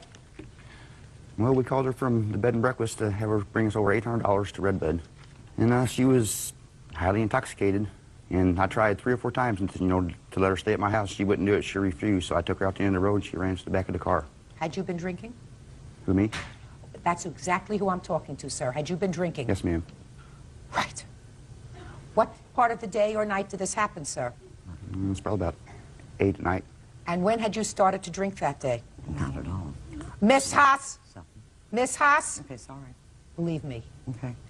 I know my business. All right. Watching this will be like looking into a Ouija board. Real cases, real people. Judge Judy. Faye Haas says former employees Kathy Light and Mark Light stole money from her business and wrecked her car. Kathy and Mark deny the charges and say Faye assaulted Kathy with a plastic baseball bat. What time had you started drinking that day, sir? Probably 6:37 And where were you drinking, sir? at a bar. And what time had you arrived at the bar? I wouldn't. What do you mean you wouldn't know? What time had you arrived at the bar that day, sir? Probably 6:37 From where? from... I don't know. He doesn't remember. Miss Haas, I'm not going to take any information All right, from him. all right. Forget it. You blew it. You I'm understood sorry. where I was coming But from. he doesn't know what time it was. He doesn't know what time it was because he was drunk. No, he Sit wasn't. down. No, he wasn't drunk. Oh, I have to assume that because if he can't remember where he was on a day when two cars collided, I don't believe you. We were waiting for... I don't believe you Okay. that he doesn't remember where he was. All right. If he doesn't remember where he was on this fateful day, then I have to rely on her statement He was with that me. he was drunk as a skunk. Now, she may have been. That means you got 2 drunk people driving in your 2 cars, one a Camaro and one a truck. He was drinking and she was drinking, if I believe you. Although I have a little bit of a problem with that because unless there's something wrong with you, you would not allow someone who is as drunk as you claim she was, that required her to be ejected from the bar, ejected from her mother's house, and yet you would still leave her in charge of your business, giving her total access to your checking account, relying on what she did with money, relying on what she did with guests, somebody who was clearly a danger, according to you. I have a problem with that, Miss Haas. I'm sorry. I'm wrong. You're right. It was stupid. All right, Ms. Lick, tell me what happened with the car. She had called and they had asked for money, and I had a friend of mine, Jesse, ride over with me. Well, when I got over there, she buys Jesse and I 1 beer. She takes me across the street to a flower shop, buys me a bouquet of flowers, and then she insists on going and unloading the truck. So we went to Randy's house and we unloaded the car. And as far as the car, there was no accident. I get home and I get this phone call from Miss Haas saying I wrecked her car. Well, them 2 are both drunk, so I just basically blew it off. But after this car incident, I continued to work for her. you continued to work for her? Yes. Okay. Now let's get to your counterclaim. Go ahead. I quit working for Miss Haas because she would call me on the phone and cut me down and say I'm dyslexic and this and that, and my nerves couldn't handle it no more. So I call her on the phone in Florida and tell her I quit. 3 weeks after I quit, she's accusing me of all these things. She's trying to fire me after I quit. So let me hear about this harassment. She has been calling, my son and I have pagers. She has been calling our pagers. She calls my son and tells him that I'm a dope dealer and that she's going to have to take him to baseball games because I'm going to be in a federal penitentiary because she's going to see to it that I go to a federal penitentiary. I went and got a restraining order against her. Let me see it. Not true. Kathy, shame on you. Shame on you. Ms. Haas, you consented to the entry of a restraining order against you by your counsel. Is that right? I was in the hospital and I could not go. Yes, ma'am. Yes. The answer is yes. If you're Yes. in the hospital and you can't go, then your attorney asks for a postponement. I don't know what he did, ma'am. Of course you do.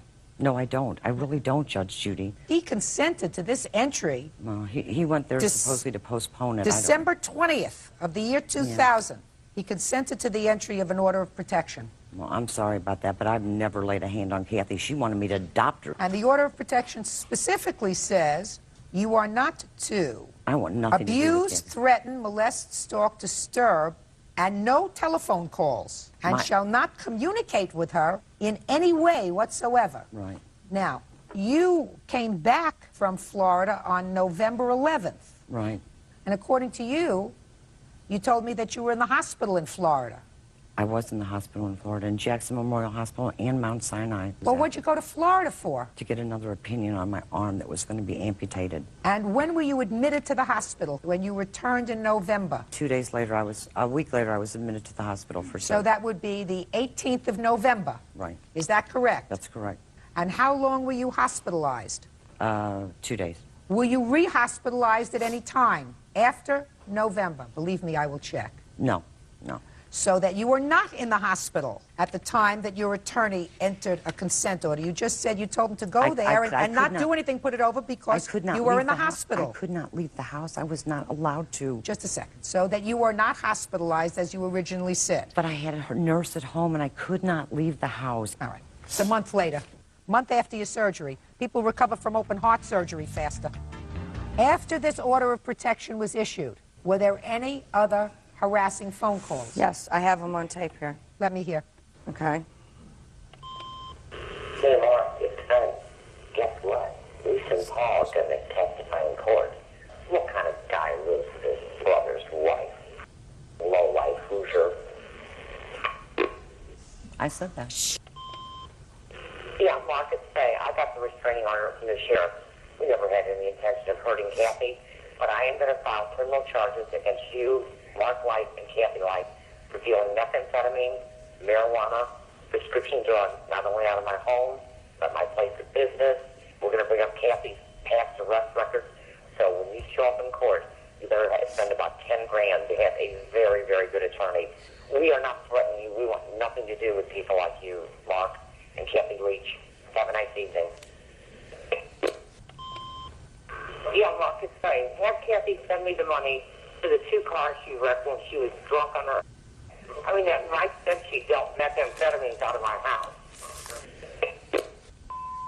End of messages. I also have tape here of her calling and leaving messages. I will go ahead and play this for you. How is it that you and Kathy for dealing marijuana out of your house? The sheriff will be down there. Either pay me back or you call the jail. Yeah, well, tell your girlfriend Kathy Leach, also known as a major drug addict, to bring back the gift certificates to her and all the food certificates she sold. What a woman. Okay. I said that. I did. I was frustrated. That letter? I was frustrated. You were frustrated. You were breaking the law. Okay. Whatever. I'm sorry about that. Or I'm sorry you were about the breaking the attorney. law? I'm sorry about the attorney I got to go down there. Well, that's not my problem. I know madam. that, That's your but problem. You were clearly aware that you were served with a final order of protection. Final order of protection said absolutely no contact, and specifically, no telephone calls. She had all my records at her house. How was I supposed to get them? Go down to her house? Her neighbor's very dangerous. I don't quite frankly care what precipitated it. All I care about is there was an order that you were made aware of by service, because you indicate on this that you But I had... asked her why she was No, doing that you may to me. not ask a question. I was asking you why she would do that to You me. don't when I- ask me any questions. I'm telling you. All You right. were served with an order. You were on notice. You continued to harass her. And in addition, you violated the order. And as far as her abusing me, she would hit me with plastic bats and wooden and metal canes. When did she do that? When I was working for her. Why didn't you leave? Mark had made a joke to her about telling her that she had to stop hitting me and leaving bruises because she would have to pay $50 for each bruise and $100 for blood, and we was just joking about that. But that was to get her to stop hitting on me. so insane. She's so nuts. Listen to me. I'd leave too if somebody did that. This is certainly not a think tank here. However, if I'm working for somebody and they even think about hitting me, I'm gone. I know, but... I know. You don't make a game of it. Every time she hits you, leaves a bruise, you get $50, $100 for drawing blood. I mean, that's the dumbest thing I ever heard. Your claim against her is dismissed. You have no proof, and I'm not satisfied with hubby's proof that he wasn't responsible for this accident. You have no tangible proof that she stole anything from you. You do have proof, however, that she continued, despite the issuance of this protective order, to continue to call you, which is in violation of the protective order, and on the counterclaim, I am awarding you $500. Picture this. A poor man works hard in a shop. His boss humiliates him, shouting, "You're useless, you'll never be successful." The poor man looks down, hurt, but his eyes burn with determination. What happens next will shock you. Quick montage. The man works extra jobs at night, studies in his free time, saves every coin, starts a small business from scratch. They mocked him when he was nothing, but he turned his pain into power. Years later, the boss's shop is failing. He walks into a big company office, begging for a partnership. The poor man, now successful, in a suit, sits at the head of the table. You? The man smirks slightly. Remember when you said I'd never succeed? Today you're asking me for help. But here's the twist. He doesn't humiliate the boss back. Instead, he calmly says, "I don't seek revenge, I seek respect. Good luck." He walks away. As dramatic music plays. Success is the best revenge.